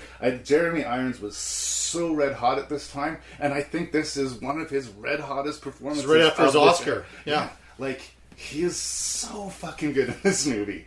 And I think the Laughing Man is one of the great uncelebrated villains of cinema. I think he's terrifying. I wish they'd done a little bit more with that character, to be honest, in the movie, but he gets a special credit in the end credits. It is unlike any movie I've ever seen. I saw it in 1992, or is it 91? 91, I think it came out. 91 it came out. I hadn't seen anything like it, and I haven't seen anything like it since then. It stands out in Soderbergh's catalog as unique, and it stands out as sort of interesting. Like, there have been movies like this. Cronenberg did Naked Lunch, which is very much, William S. Burroughs starring in a William S. Burroughs story. I really like Naked Lunch. I think this is better. It's really unsung. People really expected a lot out of Kafka, and they were mad that it didn't deliver. But I'm the guy who thinks it delivered. So, thumbs up on Kafka. So this was the one where I was watching the credits because I didn't remember who the director was. Right. And I was taking guesses, and then it was Steven Soderbergh, and I was like, okay, if you look at his filmography, you'll see such a plethora of genre and different types of stories and different approaches to films. I mean, we reviewed the one starring that porn star, The Girlfriend Experience, which again felt like a completely different movie from this, than from Traffic, than from Aaron Brockovich. Those two being in the same year. The Ocean's movies, for crying out loud, which are very Hollywood, out of sight. Limey. I mean, but you kind of start off making it sound like we're going to be in different places on this one, and I have a very nice surprise for you. This is the other movie that's a thumbs up review for me. Funny, because I gave you Phantom of the Opera and Kafka, and then you sent back this message that seemed all doom and gloom. I think it was just the collective experience. I was just kind of of the 6 movies. So we're not necessarily disagreeing on that. No. And I think I had just watched Phantom. Okay. And we've already made our point on that one. No, this was one that I did not watch, and I'm surprised I didn't watch in the 90s, because I was trying to track down these early 90s movies, because it was the time I really got into cinema, and this felt very much like a Jason Dubray type of, post-reversal of fortune type of film. But I think I just had missed it. It was not at the time I was going to the Broadway theater to see art films and that kind of thing. And it's hard to find. Yeah, it's really hard. This is one I had to borrow. I don't normally have to borrow movies because I make it a challenge to try to find the movies that you give me. But 2 of them I couldn't find, and this was one of them. This is worth finding. It is. People need to check it out. Like I don't understand why they wouldn't. Maybe if they had an idea, if they were wanting like a straight up biopic about Kafka, or they were wanting to watch a film of one of Kafka's stories or something, which you're sort of doing. But Jeremy Irons, when he is focused and he's not playing like a full out sleazy guy, like he is so good. He is consistent. I mean, he's just he chooses, or whoever chooses roles for him. Sometimes they typecast him or put him into a certain category. He's so good in this. He does. A lot of times when people have coldness, it sort of migrates into flat. And Jeremy Irons is flat. Never flat. No, but he's not comfortable in the world he's in, and this experience says that I've now joined the world and I want to live. Leading to the sad irony that he's not going to be able to live much longer because he has tuberculosis. I mean, there is that kind of darkness in there, but terrific. Alec Guinness is in this film. One of his last movies. It probably would have been. And then I was looking at the cast. Oh, that person. Teresa Russell. I mean, she's one. There's some of her movies I've never been able to see that I would love to get a hold of. I always love seeing her in movies. She, I guess it's not really a criticism. She doesn't have enough screen time because of what ultimately happens there. But I do like their back and forth, and that kind of would be romance, but also the fact that she's very much leading this revolution, and she doesn't seem too afraid of things. I think it was a good role for her at a time. I'm not sure she was getting great roles, but right. Yeah.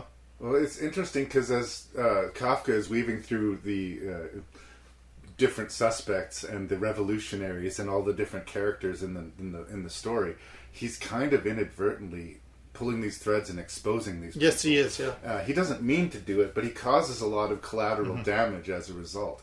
And there's a little bit, I don't want to overstate things, but there's a little bit of No Country to Old Men to this movie, in that, like, it seems almost designed to not fulfill what you expect of it.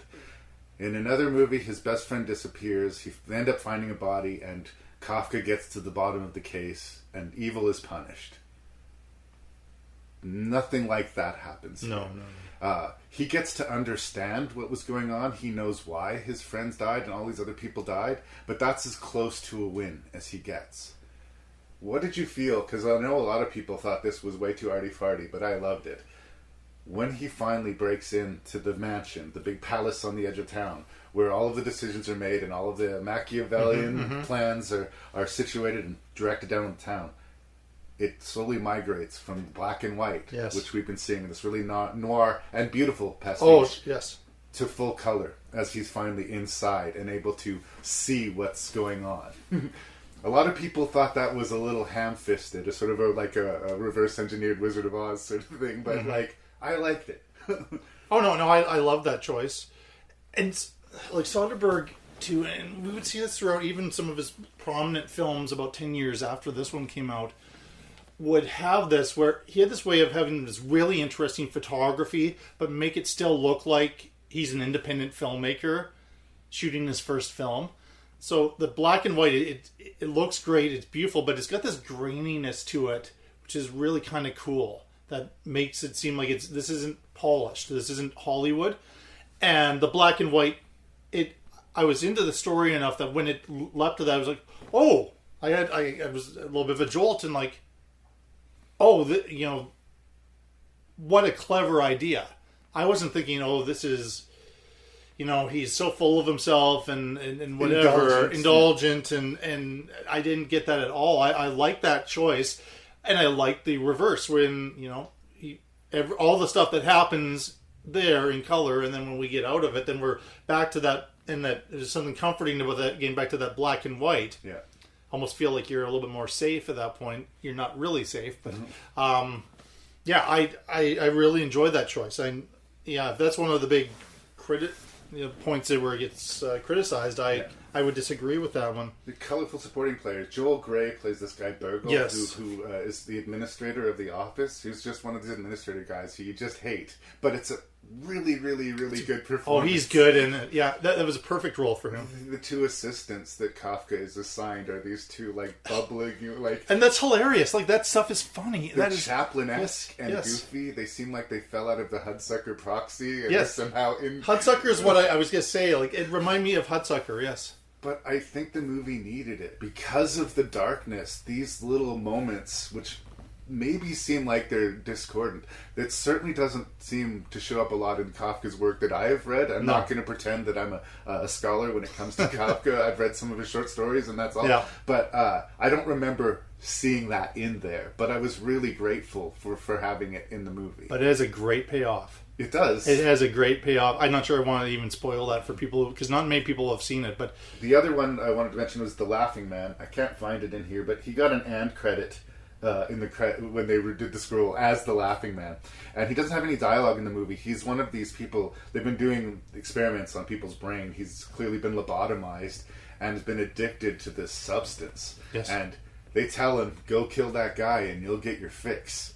And he just this unrelenting, screaming, laughing, and chasing this guy and smashing through doors.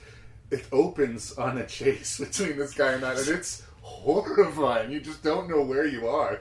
And I really respect that about the movie, is that it's disorienting in such a pleasing way. Fantastic makeup job too. I mean, I was just like, this looks independent, very independent, but just the quality of that makeup is... that's what Kafka's up against. What he's looking for is going to lead to whoever... To this and guy. That adds... if people think the middle of the movie is too slow, I think that they didn't pay enough attention to that opening. Because, dude, I'm worried for you. No, I just complained about how slow Tideland was. This is not slow. It moved at a good pace, an appropriate pace. It was great running time. I mean, it would be exactly right, I think, for people. I wanted to shout out 2 more actors. Armin Mueller-Stahl, I really love that guy. He's the cop. He kind of cop knows the corruption, but plays the game. He's always great at playing these characters. He delivers the subtext in a way where he knows everything, but he's kind of asking stuff, and then his reactions are, oh, that's the answer you're going to give me? Like, it's all in the face. It doesn't matter which movie I see him in. Or just the pointed questions. They're saying suicide. What do you think? What do you think? Yeah. Oh, okay. Yeah. That's it. Like, there's some quality there that not every actor has. I wanted to get Jerome Crabb. Right. Yeah. He's a character actor, famously in The Fugitive, and he did a lot of... he worked with Soderbergh again in King of the Hill. He's fantastic. That's right. He was in King of the Hill. I watched that once exactly a couple of years ago, and yeah, that'd be a discussion for another day. I wasn't maybe in the mood for that one, but I really feel like I should like that movie more than I do. But I think he's at points been typecast as a villain. Right. And so when I saw him in there, I automatically thought he was going to be that, but then he wasn't. Like, he's the one with the scene you mentioned, go and destroy all my writing, and like, he is like a best friend here to Kafka and gets him out of so many situations. And that's I just like seeing that guy. There's all these people in here that I really enjoyed seeing in an ensemble together, headed by Jeremy Irons, directed by like a young, hungry but already kind of masterful filmmaker. Yeah. What is there not to like about Kafka? Just the fact that Criterion or somebody hasn't grabbed this and made it more accessible. It's funny you say that. There's been rumblings of Criterion doing a thing on Kafka, and Soderbergh this has been one of the ones that he's kind of wanted to go back to and tinker with. So it's not impossible that we wouldn't see someday a director's cut. The problem was that they spent a lot of money on the movie, and it did not get a return, and it wasn't even that well received critically, which really puzzles me. That people weren't lining up around the block to see Kafka, I kind of get that, but that the critics didn't find it. It's sort of like, what was the one he did, the Good German? Yes, that's right. With black and white, full frame, done in the style of a director he liked, all based on the theory. What if this director I love was allowed to include all the sex and violence he wanted to in his films? And yes, he got to do that little experiment, but nobody showed up for it, right? Yes. So he experiments, and I will be there for him. I will watch his bubble, and I will watch the girlfriend experience, even when they're less successful than I want them to be.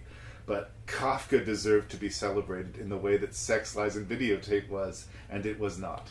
But he did land on his feet, let's be real. I mean, he had an incredible run in the 90s, and he's at the point in his career now where he can do whatever he wants. So, enviable. I'm just looking, and this might be a false memory I have. I feel like either Siskel or Ebert put it on their top 10 list, but maybe I'm...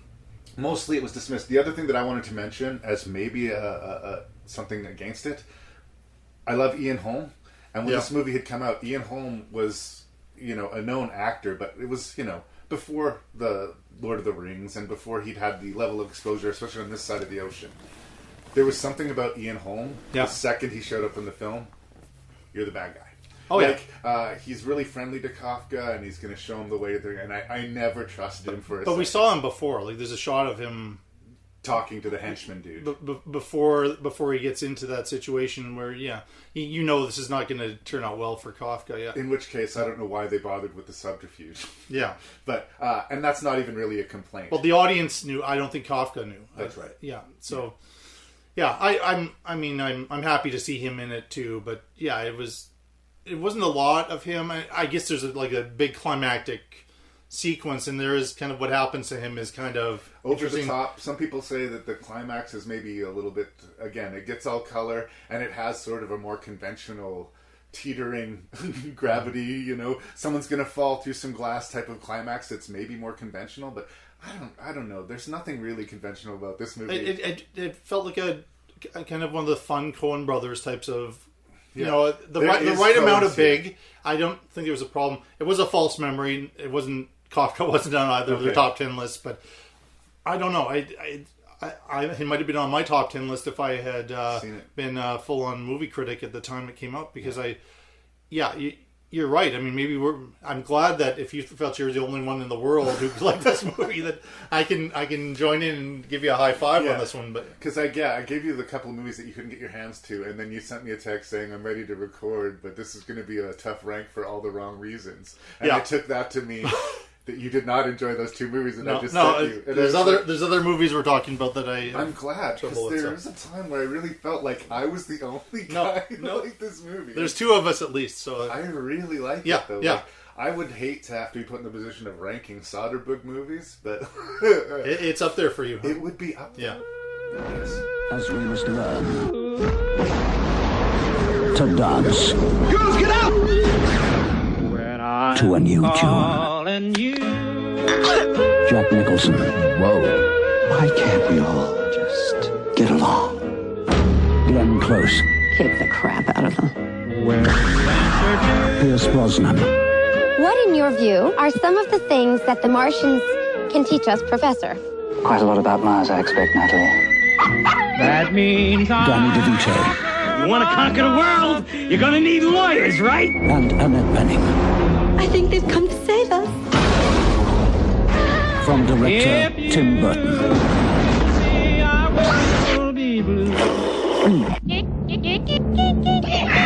Hey, we all make mistakes, Mr. President. Mars Attacks. Not anymore. We're going to take charge of this thing.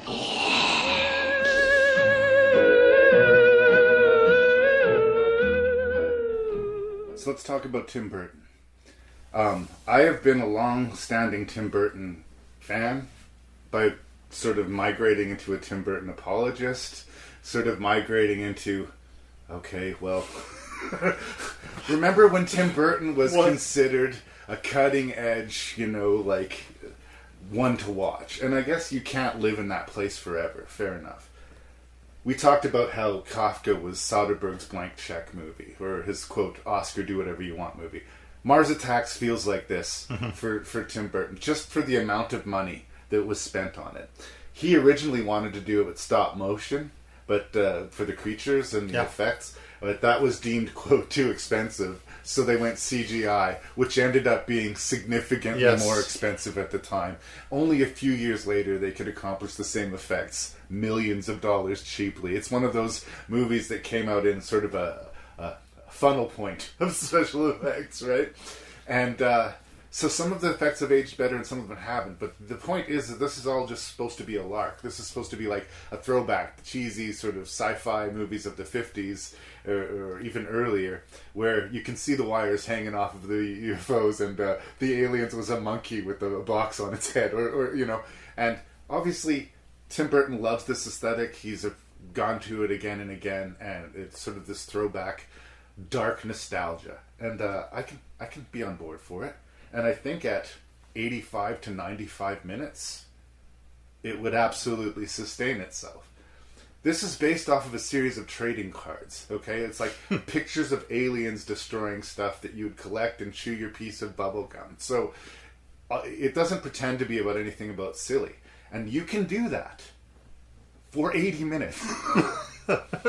I honestly think that, again, we've had this conversation before, and you say a good movie can't be too long, but I don't know. I think that if this movie was more disciplined and reined in, I could be much more behind it than I am. I'm not going to be like this is terrible and complete waste of time, but my God, half of Hollywood is in this movie. And the amount of money that is being spent on this movie and like the amount of people, it just feels like it should be a lot more substantial than it is, even though it's just a stupid Tim Burton alien invasion movie. It's just, all of these pieces were good enough. They didn't need to try that hard. And so they didn't. There's something a little bit resentful about, like, you are spending millions of dollars. You are using the time of Jack Nicholson and Glenn Close and half of Hollywood. Pierce Brosnan. Michael J. Fox, Danny DeVito. Yeah. Again, Danny DeVito's a weird one too. What the fuck does he do in this movie? Like, he is nothing. He completely cut him out of the movie. I love Danny DeVito. Cut him the fuck out of the movie. Why is Jack Nicholson playing two roles? because there's too much downtime and Jack was bored and no one says no to Jack Nicholson. I think Dennis Hopper maybe wasn't available to play the role. I feel like that it was written for Dennis Hopper and he backed out or something. Also, lean into the bad. Lean into the bad. I think Annette Bening really gets this right because she's giving a really good bad performance. Mm-hmm. Like, her character is so cheesy and so unself-aware and pity I was too late. Like, she is calculatingly giving us a terrible performance in a way that I love it. But then you have, Natalie Portman and Lucas Haas playing things pretty fucking straight. Mm-hmm. And that doesn't work at all. The amount of death and destruction in the movie is kind of surface amusing, but it establishes right away that we can't care about anyone or anything. Mm-hmm. So, when the movie is... It's only an hour and 46 minutes. For some reason, I thought it was closer to 2 hours. It ends up... It's not a good... But it ends up feeling too long to me. It really does. It just overstays its welcome. I smile and nod. Yes, I see what you're doing here. Yes, I like how cheesy that line was. And, you have the severed head of Pierce Brosnan slowly sliding over towards the severed head of Sarah Jessica Parker so they can have this loving kiss goodbye, even though they just met earlier that day. Wow. This movie, is on bath salts. And a lot of the times, I can really respect that. But, this time, I got worn out. By the time that I was ready for the movie to be over, before the movie was over. I'm gonna give it a conditional pass, just because of how crazy it is, and there's no other movie like it. But in a lot of ways, I have actors who I like Danny DeVito and Natalie Portman, who come off as flat and pointless to me. And that is never a good thing. That said, when they steal the ending of Attack of the Killer Tomatoes, and they have this really high-pitched, yodely country song, exploding the heads of the aliens. Sure, that was fun. I had fun with that. And sure, watching all of these famous people get disintegrated was fun for a while. But rein it in, you guys. Rein it in.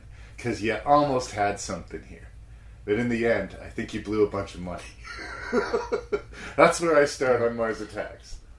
Well, I want to finish my quote with, a good movie can never be too long. The other half of that is a bad movie can never be too short. Right. And there's an assumption that this is a good movie. Right. Now, at the time, I seem to be desperate to quote Siskel and Ebert in this episode.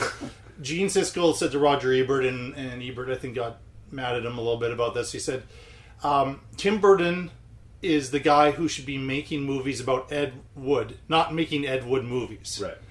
And it was because of Ed Wood, and it had some Oscar success, and I think, critical success, that I think he was allowed to do this. Plus, all of Beetlejuice and all of, Batman Returns, all of these films that had, made a ton of money.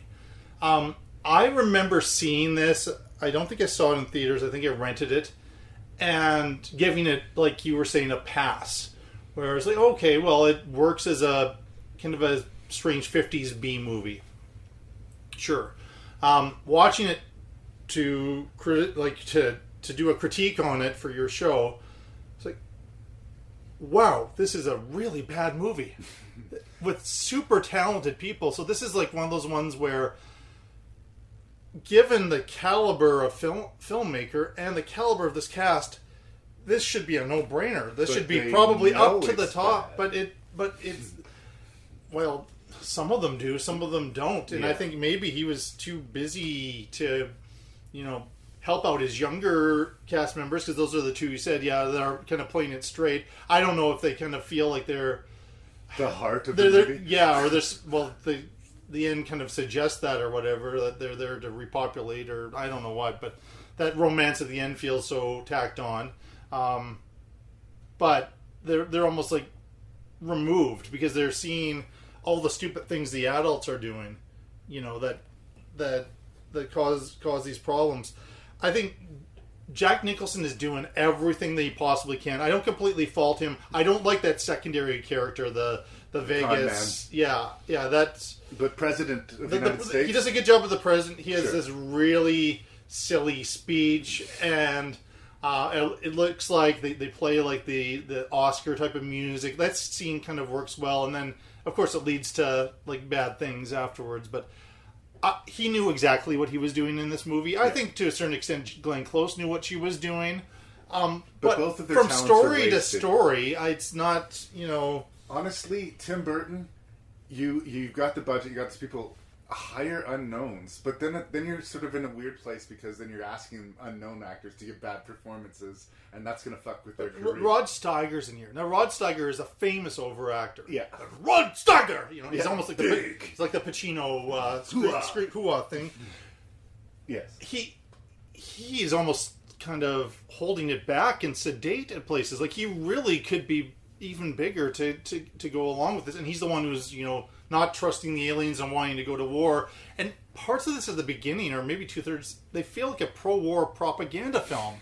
Like, I don't know that Tim Burton is kind of like he kind of takes the side of those who, we should not trust the aliens and try to kill them, as opposed to those who are trying to communicate and understand them and make peace with them, you know, like...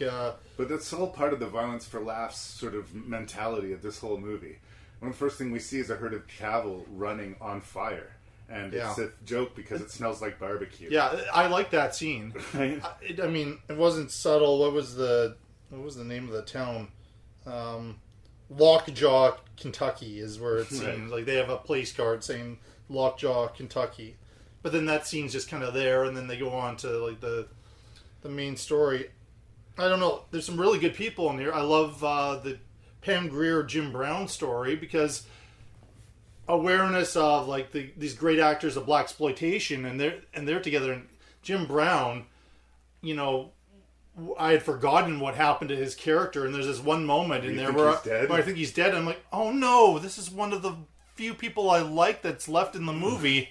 But then you're not supposed to feel anything while you're watching the movie is the problem. They've already established by killing Michael J. Fox and Jack Black and all these people at the beginning of the movie that we don't care when people die. And then all of a sudden, now we're supposed to care when people die. Right? Christina Applegate's in this thing. She's playing like Jack Black's girlfriend, but then like he dies on TV for some reason. Then she goes and she's having sex with some other guy. I didn't even recognize that as her.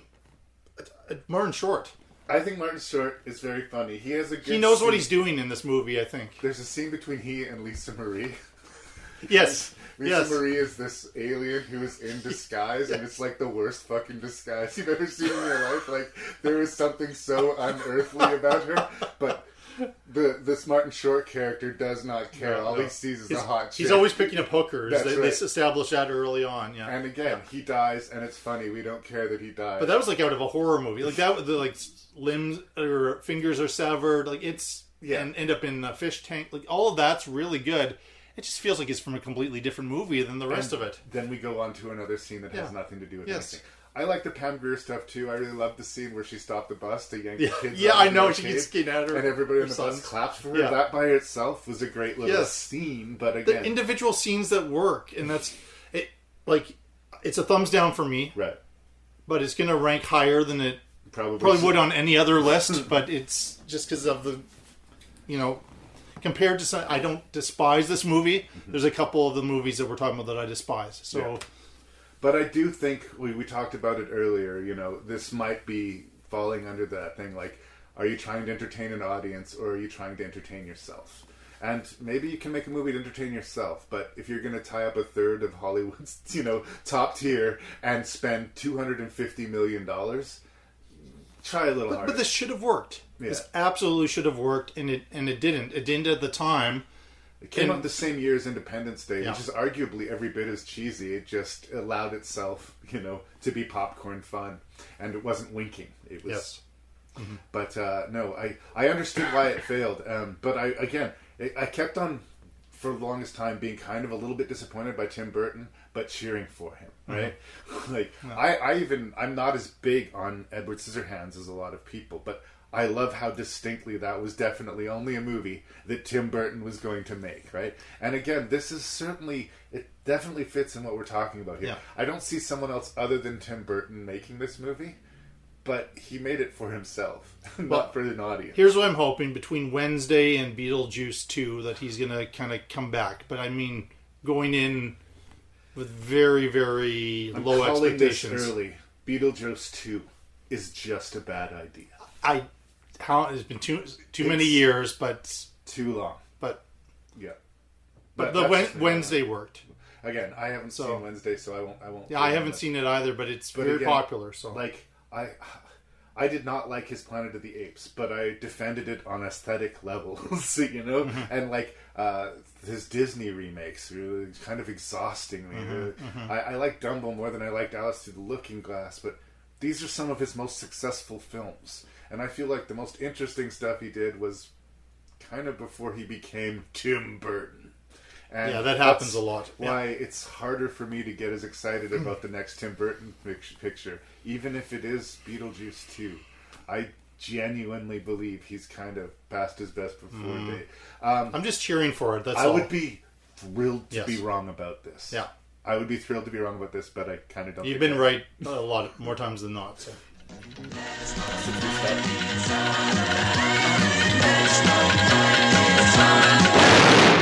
Phantom of the Paradise. My music is for Phoenix. Only she can sing it. Anyone else that tries, dies. Phoenix. Phoenix. Well, you told me one time that you'd be somebody, that you weren't working just to survive. B. Snow! Whoa! Whoa! Ow! Man, you better get yourself a castrato for this. Paul Williams as Swan. And the angels that defeated them. I want you to stop terrorizing the paradise and rewrite your cantata. And the Phantom. Stop and try me up. Only you might satisfy me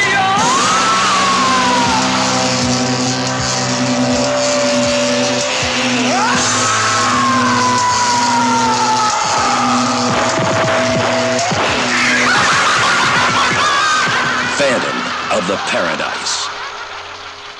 There really is the Phantom. Unlike Dario Argento's take on Phantom of the Opera, I get the feeling like Brian De Palma and Louise Rose, who are credited with the screenplay, might have actually read the source material that they were adapting. That always helps. Phantom of the Paradise is an interesting monster, especially when you consider Brian De Palma's career. It's not that he hasn't done horror movies. Obviously, Carrie's a very big one, and he has no problems with violence and sort of weird subject matters, but it doesn't feel exactly like a De Palma picture. And it's not one of his first movies, but it's early in his career. But he wants to make a crowd pleaser. I'm not sure where this comes out in the context of the Rocky Horror Picture Show. I think before. It's a little bit before her. But it seems of that time, of that meal, is trying to do a similar meal. And in a weird way, even though all of the noise is around the Rocky Horror Picture Show, it is the cult rock musical. This is a cult rock musical. Rocky Horror is the cult rock musical. As a sort of sitting at home watching it experience, in a weird way, I got more out of watching Phantom of the Paradise than I did out of Rocky Horror. Rocky Horror is meant to be watched in a theater with an audience, with everybody playing along and shouting out the lines, and it becomes this crowd participation thing. And as a result, I don't think it stands on its own as well. There are people who are yelling squares at me right now for saying that, but I like the Rocky Horror Picture Show. I don't love it. I think Phantom of the Paradise, because it's got a more clear-cut, familiar storyline to follow, and because, in a weird way, it's less a musical, we get songs, but they're not necessarily pushing plot, and we don't necessarily get full songs. We'll get excerpts of songs, and then we'll move on with more plot. Paul Williams is the devil picture in the Faustian story that we have going on here. And the funny thing to me is that I always relate him to the Muppet movie. Oh yeah, that's right. He wrote all of the music for the original Muppet movie, and he was a guest on the original Muppet show. And, so it's just interesting. The guy here, moving right along, and the Rainbow Connection also wrote all the songs for this. Is kind of amusing, and I think speaks to his talent as a musician and a songwriter. As an actor, well, maybe a little bit more rocky. But, again, with this type of movie that is as much about aesthetics and style, sometimes you can get away with that. The music is pretty strong. Jessica Harper is the lead. She would go on to star in Suspiria, coincidentally with Dario Argento. And she definitely looks the part. But they give her a little bit added edge in that she really is driven to be a success, and she's willing to make compromises to do that, and she's not pure as the driven snow. And our hero, the actually disfigured, actually wearing a mask phantom that we are treated to, he loves her, but she's flawed. It's kind of interesting that she is as corrupted and corruptible as anyone else in the picture, and they don't soften that for the love interest. I just thought that was an interesting choice. It's of a different time and place, and it definitely feels like an early 70s movie, and I guess I was a little bit at arm's length. Just, it felt a little bit like a historical artifact. So I'm not enthusiastic about it, but I actually enjoyed revisiting Phantom of the Paradise a lot more than I expected. I'm not a musical guy, and again, maybe it's just the contrast with having to weigh it against Dario's Phantom. But I don't know. I think the story came along true. I think that there are things about the movie that are obviously very dated, which we can discuss as we dig deeper into the review. But as a, Faust meets Phantom rock opera, it works enough for me. I will give it a conditional pass. Yeah, here's my story as my introduction to it, because I didn't really know about it when I was teaching my years at Aidan Bowman. But I would try to pick shows that nobody else would do into high school, and especially when it came down to musicals, because I just get sick of the same shows being done all the time. Let's do Romeo and Juliet again. Yeah, well, Sound of Music, which and I did Sound of Music as it happened, but that was between kind of more different or edgier shows or whatever. But so I was talking to my buddy Carl, who I taught with for many years. And he said, you should do Phantom of the Paradise. And I didn't know what Phantom of the Paradise was, and then I looked it up, and I found the movie, and then I watched it. I was like, yeah, I appreciate that this is completely different than anything else, but I was like, I can't do 5 seconds of this, even with trying to push the limits. And I'm not even sure that it was a show. Like, I think this was an original movie. It was just there was no, like, he must have thought it was based on a off-Broadway show or something like that. But no, this was an original movie musical. I can see making that assumption, though. But I remember at the time, I thought, wow, I love Brian De Palma, but I really do not like this film. So I thought, well, I've had some time now, and I know kind of what it is, and so this is my second time watching it. It seems to be the theme, my second time or first time for some of these. And watching it this time, I feel like I'm in exactly the same place. And I think the problem is I don't really like any of...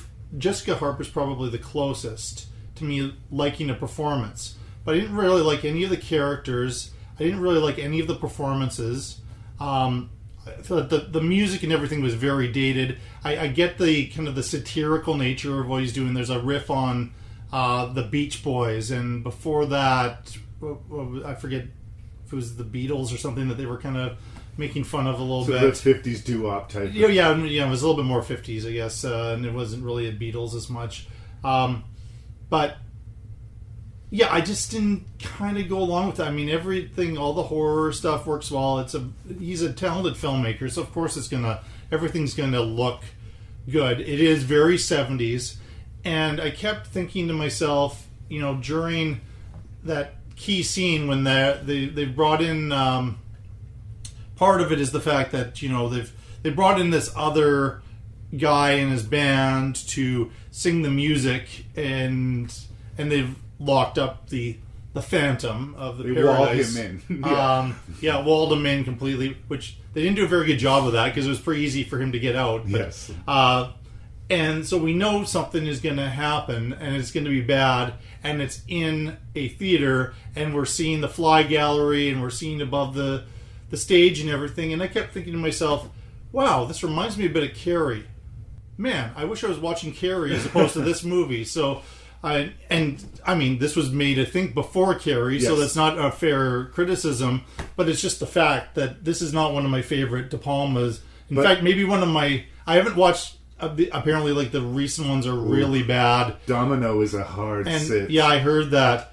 And he even says in his own documentary that you do your best work in your 40s and 50s. Yeah. And beyond that, everything after that's not going to be very good.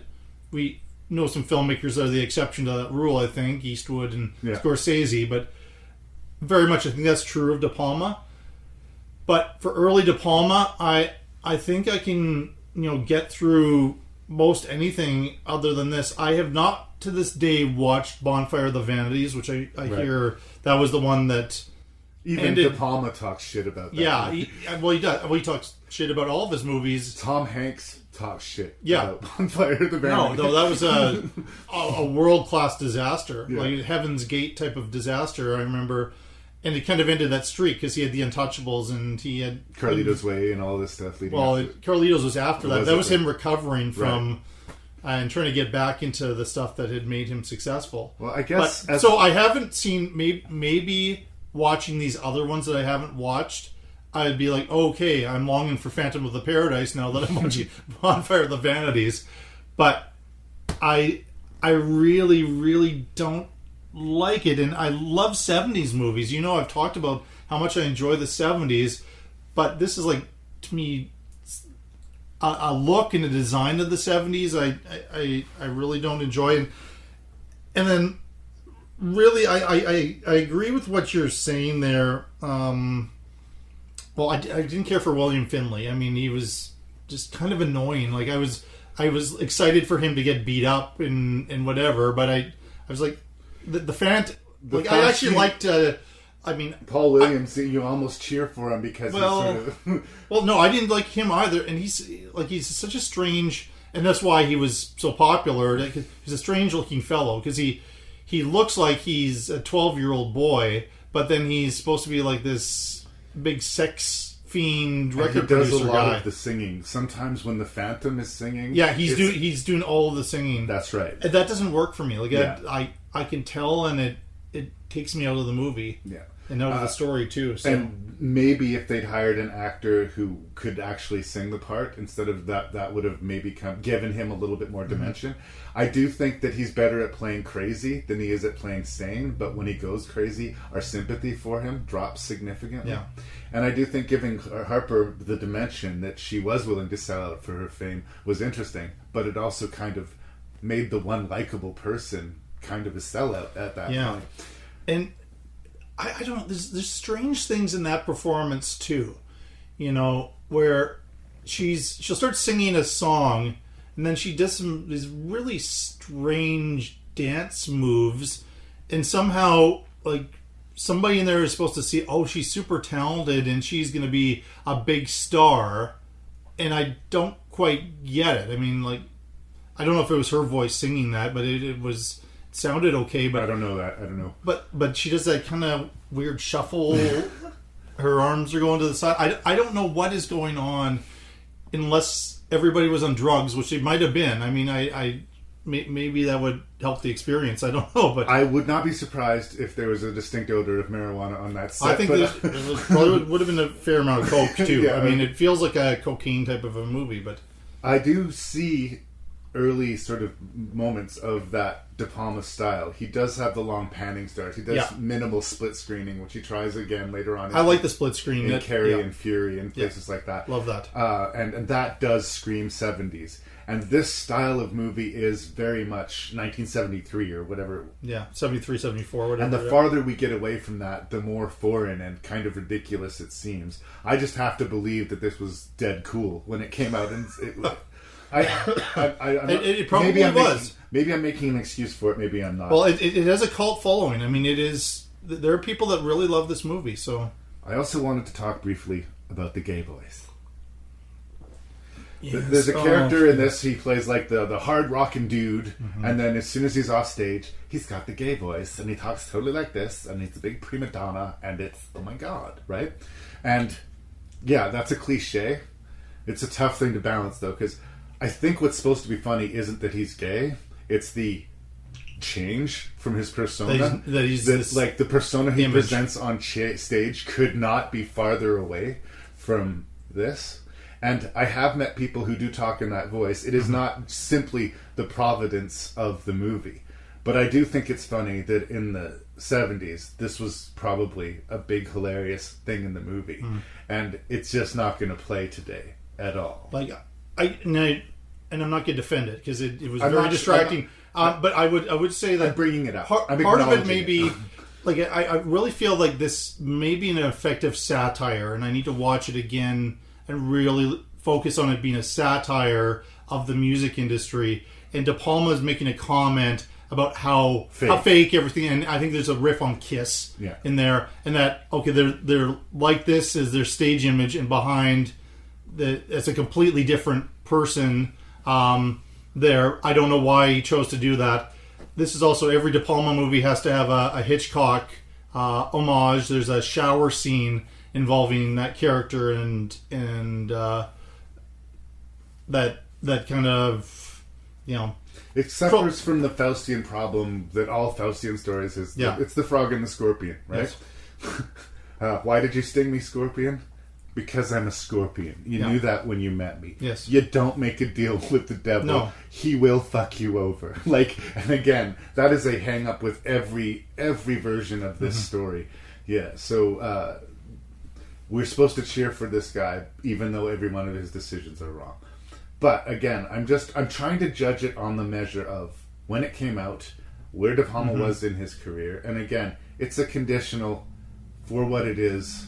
It's fine. I'm not enthused about it. But honestly, I will take an early, experimental, dog-eared, aged 70s De Palma movie over a Redacted or over a Domino or some of his more recent work. I'm not saying you have to throw in the towel. If you're not ready to retire, don't retire. But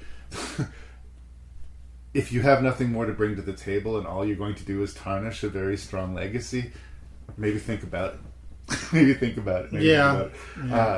I would agree. And this, again, I really have to remember, this is before De Palma was De Palma. That's right. This was probably his biggest film. He wanted to make a hit. He wanted to make money so he can get his next project. I'd prefer early De Palma. I'd rather watch Sisters, for example, or some of those really independent movies he did with Robert De Niro. Even The Fury. I'm a Fury apologist. I've never watched The Fury, too, but it's ridiculous, but it's awesomely ridiculous. Yeah, I've heard it's...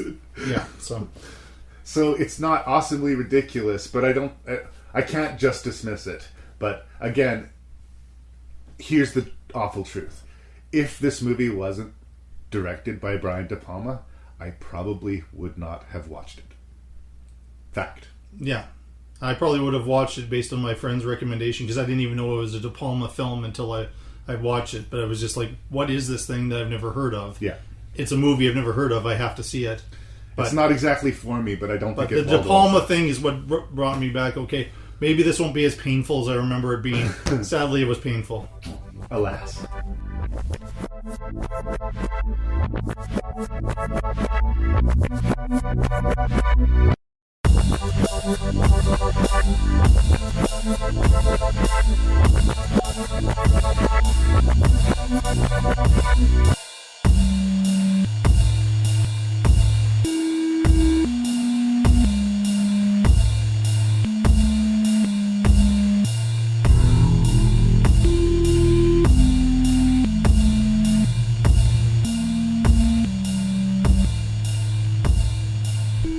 Alright, that was another Director Masterclass What the Fuck review that we've covered. 6 of these.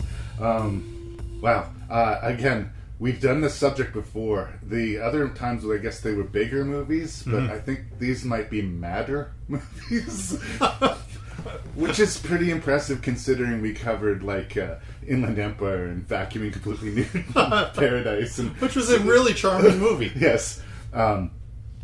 So here, how about I offer you this? I'll offer you the ranks of these movies, but can you rank the directors as well? Oh, you're throwing me a curveball. Okay, wait, we don't have to do that right away. We'll give you some time if you want for that. Yeah, okay, yeah, I might have to. Let's rank the movies. Okay, rank the movies, and then maybe we might have to do a bonus segment on this. Okay. Yeah. Okay. Sadly, with no joy at all, because I love Terry Gilliam. Number 6 was Tideland. Oh, okay. I had a miserable time with it, and the fact that I was so torn between it was almost a tie with Dario Argento's Phantom of the Opera, which is also just so bad. But there were some nice costumes, okay sets. I liked when that chandelier crushed those audience members for reasons I don't understand. That same audience member was in the next show, which apparently was a day later, and attractive woman in there to sort of keep me going. Say what you will about Asia Argento, she's attractive. She's attractive, so that kept me going through to the end, even though her performance was absolutely awful. I just wanted Tideland to end, and we were 20 minutes in, and we had a lot more movie to happen, and I just feel like it was one wrong choice after another. And I mean, I felt bad for the actors. I really felt bad because I don't think it's their fault. I think there's one person to blame, and I don't like having to be this mean to a director I admire. So, okay, so we're on to number 4, Phantom of the Paradise. I just have not connected with this movie more than once now. I don't know if I'll ever watch it again, but who knows?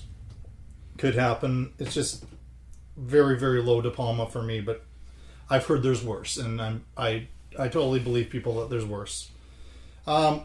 Number 3, and 3 and 4 was a bit of a wrestling match. I had more fun with Mars Attacks. That's what I'll say. It was a thumbs up the first time I saw it, thumbs down this time. Wasted opportunity with some great actors and like a dream cast, and Tim Burton doesn't make uninteresting movies, and there's, it's not uninteresting, it's just all over the place, story to story, scene to scene, but it's another movie you could watch on Shuffle. There's a smile on my, Shuffle, and there's a smile on my face when I see all of these people show up, but I am, especially Danny DeVito, that character, other than like, they're friends and they've done movies together. There's no reason for this gambler, degenerate lawyer character to be in there. I guess if you can have Danny DeVito in your movie, sure, but like, give him something. Like, well, why didn't you make him into the second Nicholson character? Exactly. Like, he could have made something kind of fun and interesting. And him and Annette Bening, the height difference, they could have had some fun with that. I mean, I don't know. Anyway, and you made me think about the Annette Bening. I was kind of just missing that performance, but she does a good job in there. Number 2 for me, much probably to your surprise, is Eraserhead, directed by David Lynch. Because Kafka was such a wonderful discovery for me. It's a Soderbergh film I hadn't seen, and he produces so many movies. Yep. That I feel like I'll be like, it's like Stephen King with novels. I'll be going on and on finding, after he's gone, I'll still be finding these Soderbergh films, which are all kind of, they're not all great, but they're always something different and something interesting to them. And so, and I'll argue that Kafka's great. I will never understand why it was so dismissed. Yeah, I mean, this is how little it's talked about. I didn't even know it had been dismissed as much until you told me that it was. So, the fact that I just haven't thought about it, or I remember seeing the poster or probably the videotape at a video rental store or something at some point. I was like, oh yeah, there's that movie. I wonder what that's about. Thank you for, I went in for, Tideland, but I ended up with Kafka. So right. even though I've been very negative on this show, that was the real joy for me, was that one. So that's number 1 over David Lynch, who I love. So All right. Well, we don't have the same list, but I don't think we're so. we're gonna fight necessarily. And it's interesting, like the director masterclass. It's, do we make excuses because we're fans? Like maybe I liked Phantom of the Paradise a little bit more than I should have because I brought in my baggage of being a De Palma fan. And I'm not going to say that it didn't color things, but just because you're one of my favorite directors doesn't mean that everything you touch is gold. But there was no way I was not putting Dario Argento's Phantom of the Opera anywhere but dead last. Yes. I was shocked. It seemed to me a vindication of my position on Dario Argento. It is. And like, this should be his worst movie. The fact that this isn't his worst movie further vindicates my position on Dario Argento. I'm sorry, you guys. I love horror. I love international cinema, but I can't make excuses for this. Tideland made it to 5th position. Maybe that's an accomplishment. Maybe it's because I'm a fanboy of Terry Gilliam. I have, more than any movie he's ever made, serious issues with Tideland. But I do have at least respect for his vision and his intention behind the movie. I don't think he was trying to abuse a child. No. I don't think that in his heart the movie is mean-spirited or as harsh as it actually is. I honestly think he couldn't see the forest for the trees, and all he saw was this beautiful little girl conquering the evil around her, and he somehow missed how unpleasant and awful this movie is at its core. And again, to not even have an ending, even a bad ending, I would take over none. Like, frustrating. So, no, I wasn't a big fan of that, but that one I wrestled with because I am a fan of Terry Gilliam. It would be like if I hated a Coen Brothers film. On some level, I would think the problem is me. But it wouldn't be at the bottom of your list, no. Even their worst. Yeah. In 4th position, I'm putting Phantom of the Paradise. Mainly for one of the last things I said in the review, which I do believe to be a truth. I probably would not have bothered watching this movie, if not for the fact that it was directed by Brian De Palma. The fact that De Palma was there was what made it interesting to me, but it was almost watching it like a film student or like a, as a point of interest or a point of film history more than as a piece of entertainment. And I think in that way it's showing its age. But there are people, you are right, who are staunch defenders of it. Yes. And because all of the noise belongs to the Rocky Horror Picture Show, the people who love this movie love it a lot. Yeah. There's a lot of people who think it should be number 1 probably right now, but they're wrong.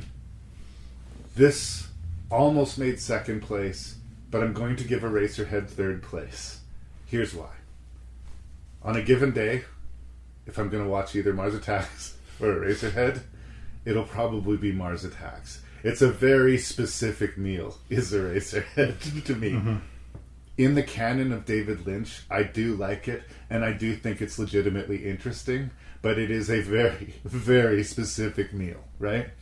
I think as goofy and on some ways deliberately bad as Mars Attacks is, if you catch it in the right mood on the right day, it could sort of be a delirious goofball guffaw of a movie, which is what it meant to be, that they spent way too much money on it. They made too much of it. Mm-hmm. But I think that it succeeded in its goals. It is what it wanted to be, but what it wanted to be was pretty low stakes. Sort of an accomplishment that it made it as high as it did.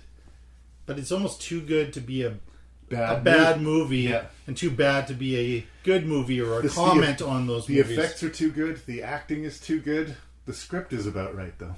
Mm-hmm. Yes. We can agree on that. Yeah. Kafka is the best movie on this list. Yes. And it is the most unsung movie on this list. It is the hardest to find, maybe with the exception of the Phantom of the Opera, the Argento version. Do not go out of your way to find that. Do go out of your way to find Kafka. Criterion, please give us a really nice, because even the version I have, it is pretty soft. It almost feels like you're watching a VHS copy of it. Like it started right away when I put the disc in. I was waiting. Played. Yeah, it just started playing. Yeah. that's the only way I could get a copy of Kafka, and I wanted that movie on my wall. Oh, yeah, I get it. So, but if I could get a nice HD version of this, I would bore the shit out of people trying to convince them of its qualities. Soderbergh is up, down, and all over the place. I don't love all of his movies, but I love enough of them that he definitely belongs on this list. So, yeah, Kafka's number 1. One moment. Do you want to rank this? Yeah. Do you have yours? All right. We're recording? Yes, we're recording. So now, let's do another rank. Let's stretch this bitch out. Yeah. Considering the 6 directors that we talked about this episode, where would you rank them as a whole, considering the work of theirs that you've seen? I haven't seen all of everybody's work here. But. Yeah, I haven't either, but thanks for giving me a second here to just get to figure this out. 6th, I think we'll probably be agreeing on this one, is Argento. Thank you.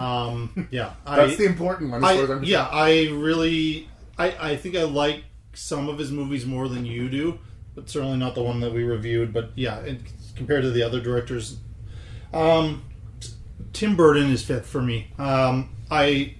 He has the highs, which are like to me Ed Wood and Sweeney Todd, but then he has some ones which are kind of up and down and mediocre, and I like a lot of his like really famous fun, well, even I'm not sure how fun Batman is, but like I like those original Batman ones. Beetlejuice is my childhood. I love that movie. Yeah. I will never not love that movie. Yeah, so I'm still cheering for him. But yeah, it may be kind of like we talked about De Palma's Best Before Date. It might be past that for Burton. Terry Gilliam's number 4, and that's probably going to be, higher on your list there. Again, The Fisher King is my favorite of his films, and I return to that one time and time again.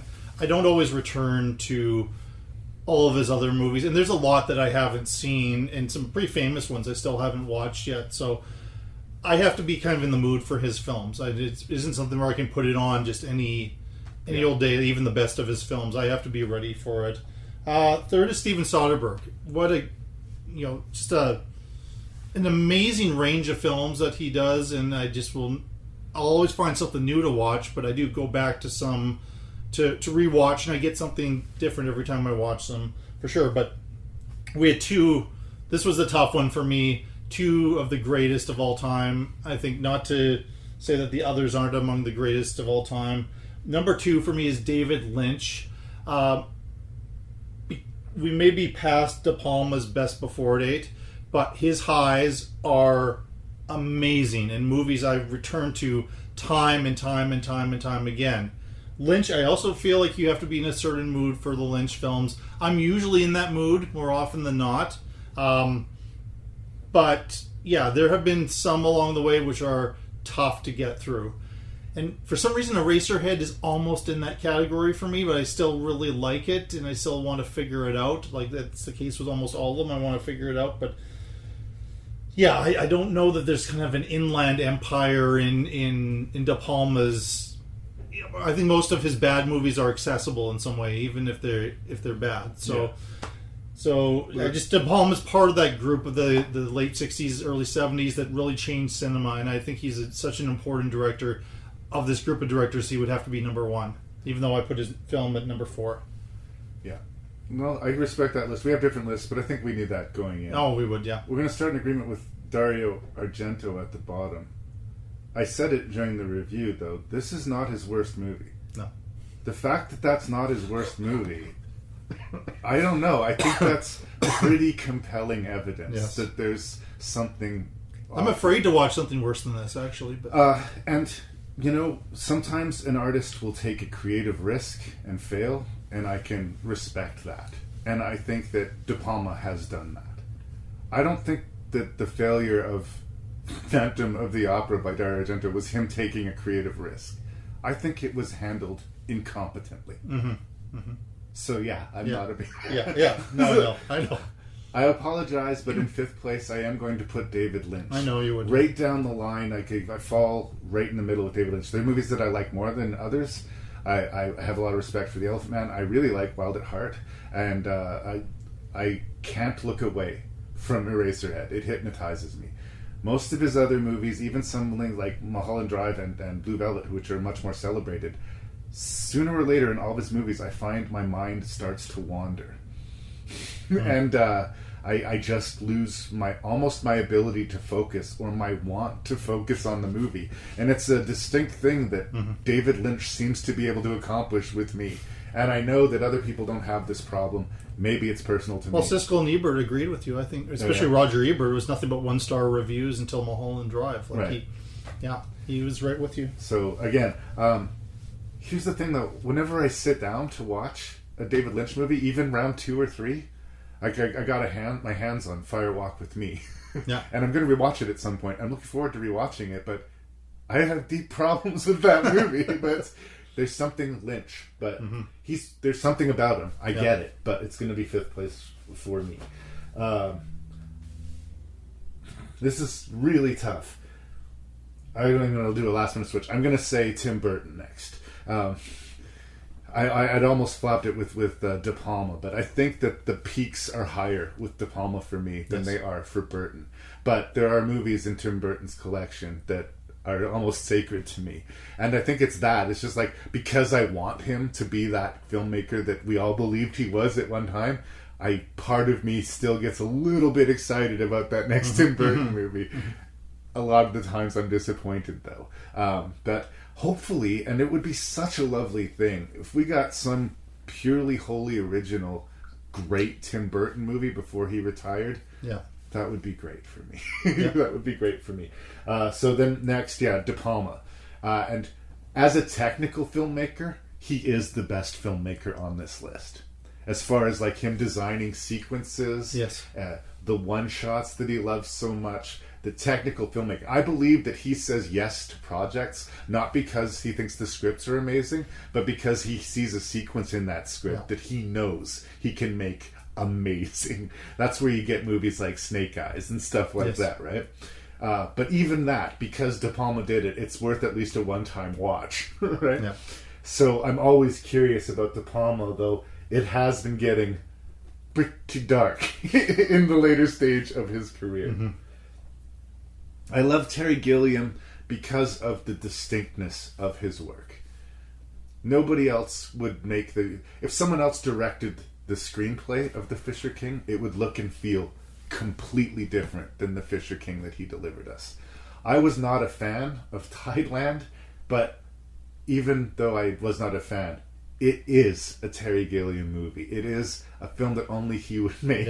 And maybe that, in this case, was to the negative, but I respect the distinctness of vision and the madness that he brings to his movies, and the joy and the creativity, and the fact that they tend to be lower budget, or even when they're big budget, every inch of every frame is considered, like the Coen brothers do it. Like the bigness, the size of his movies, the madness of his movies, the strangeness of the voice, the individuality of Terry Gilliam. They don't always work, but they're always somehow an event in my mind. So I have lots of respect. To my own surprise, I'm going to put Steven Soderbergh at the top of this list. Part of it is because he came into the film industry in Rose right about the time I was fully falling in love with cinema. And his rise and me starting to collect movies and bore the shit out of all my friends about movies and stuff. And the sheer volume of work since that day that I watched Kafka in the theater. No, I haven't loved every single movie he's done. Some of the experiments are, well, like all experiments, some experiments are successful and some fail. But they're usually interesting failures at that. And for some of these peaks and that run he had, Jesus, Out of Sight, The Limey, Traffic, Aaron Brockovich, just and in between there's some really interesting, bizarre art house fare like Schizopolis. I think King of the Hill is an unsung 90s masterpiece, but again, you're not alone. I am biased because I'm already a fan of Soderbergh. And there was that little thing, he had that big peak with Sex, Lies and Videotape, and then it wasn't until I think maybe was Out of Sight. Out of Sight started to get people were talking, he is led up to Traffic. But like, Underneath went nowhere, Kafka went nowhere, Schizopolis went nowhere. He did a one-man show of Spalding Gray, Gray's Anatomy. Not obviously. I know. Every movie he does is different. They're all interesting. He made a horror movie on an iPhone. Yes, Unsane. Unsane, yeah. And it's watchable. It's an interesting movie. I have such respect for that dude. He's willing to experiment, the sheer volume of work, and the fact that his second movie was Kafka. Damn it, I'm he's a great technical filmmaker like De Palma. Yep. Yeah. So, but that's tough. Like, that was a tougher list to make than from the than this list. Yeah. All right. Well, I think we've probably run this episode into the ground. We have. So if there's thank you so much. If there's anybody still listening, thank you for putting up for that nerdgasm that you just heard. You and the voices tonight. What's your favorite of these movies? Are these director masterclass? Am I full of shit? Ranknreview@gmail.com.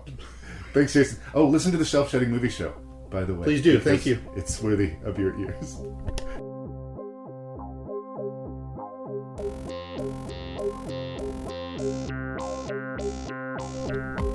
And so time wore on, and eventually they made it to the end of the WTF DMC episode of Rank and Review.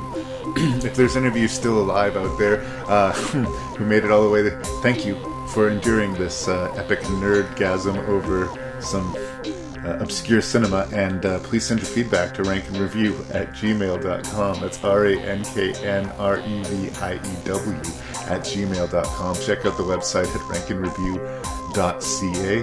Support Jason Dubray's podcast, The Shelf Shedding Movie Show, and thank you for your ears. Rank and Review drops every other Wednesday.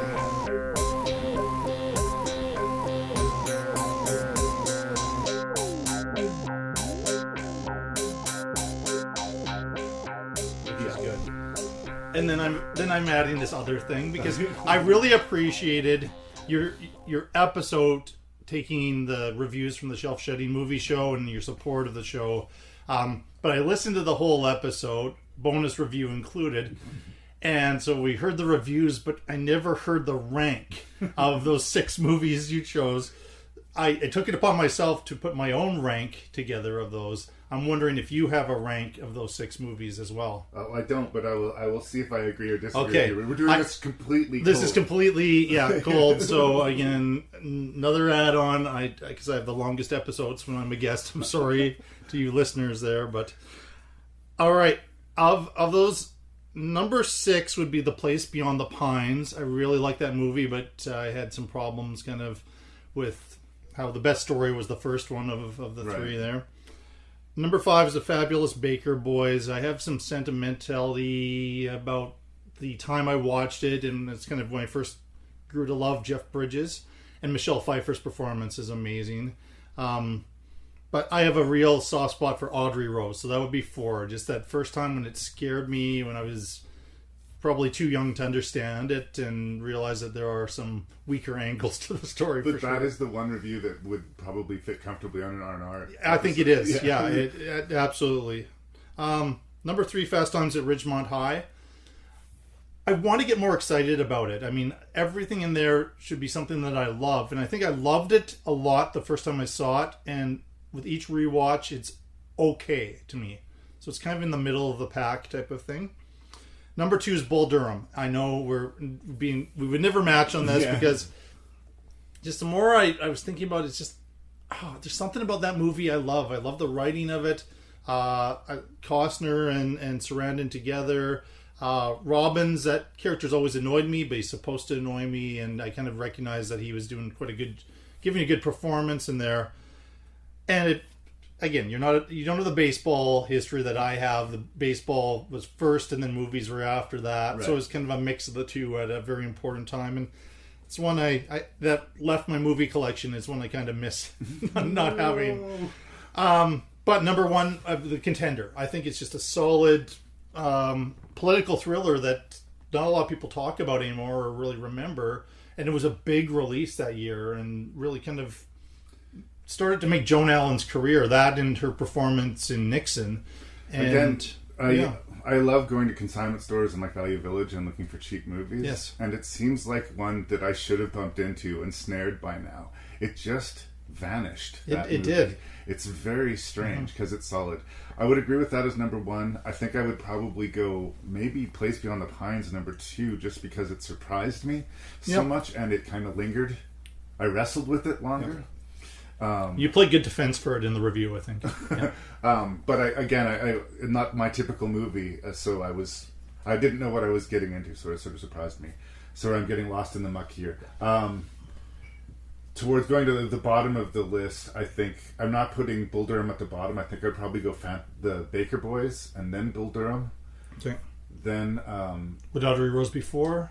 That's the 4th. Audrey Rose and Fast Times would be 3. Times are the 2 that I'm most. I'll put Fast Times in 3rd and Audrey in 4th. This is off the top of my head, based off of my memory. And I'm thanking you for letting me do that episode because it meant that I could get another episode out fairly quickly. Yeah, and I think we'd agree in 3 of the 6 spots, so that's actually pretty good for us. And as hard as I was on Bull Durham at the time, I don't think I would give necessarily a negative review to any of those movies. Bull Durham and Fabulous Baker Boys are just farther away from my comfort zone. If I'm sitting down to pick a movie to watch, those are way lower on the list for me. My number 6 there, Place Beyond the Pines. It would be very, very high on the list of movies we're going to be talking about now. So I love all 6 of those movies.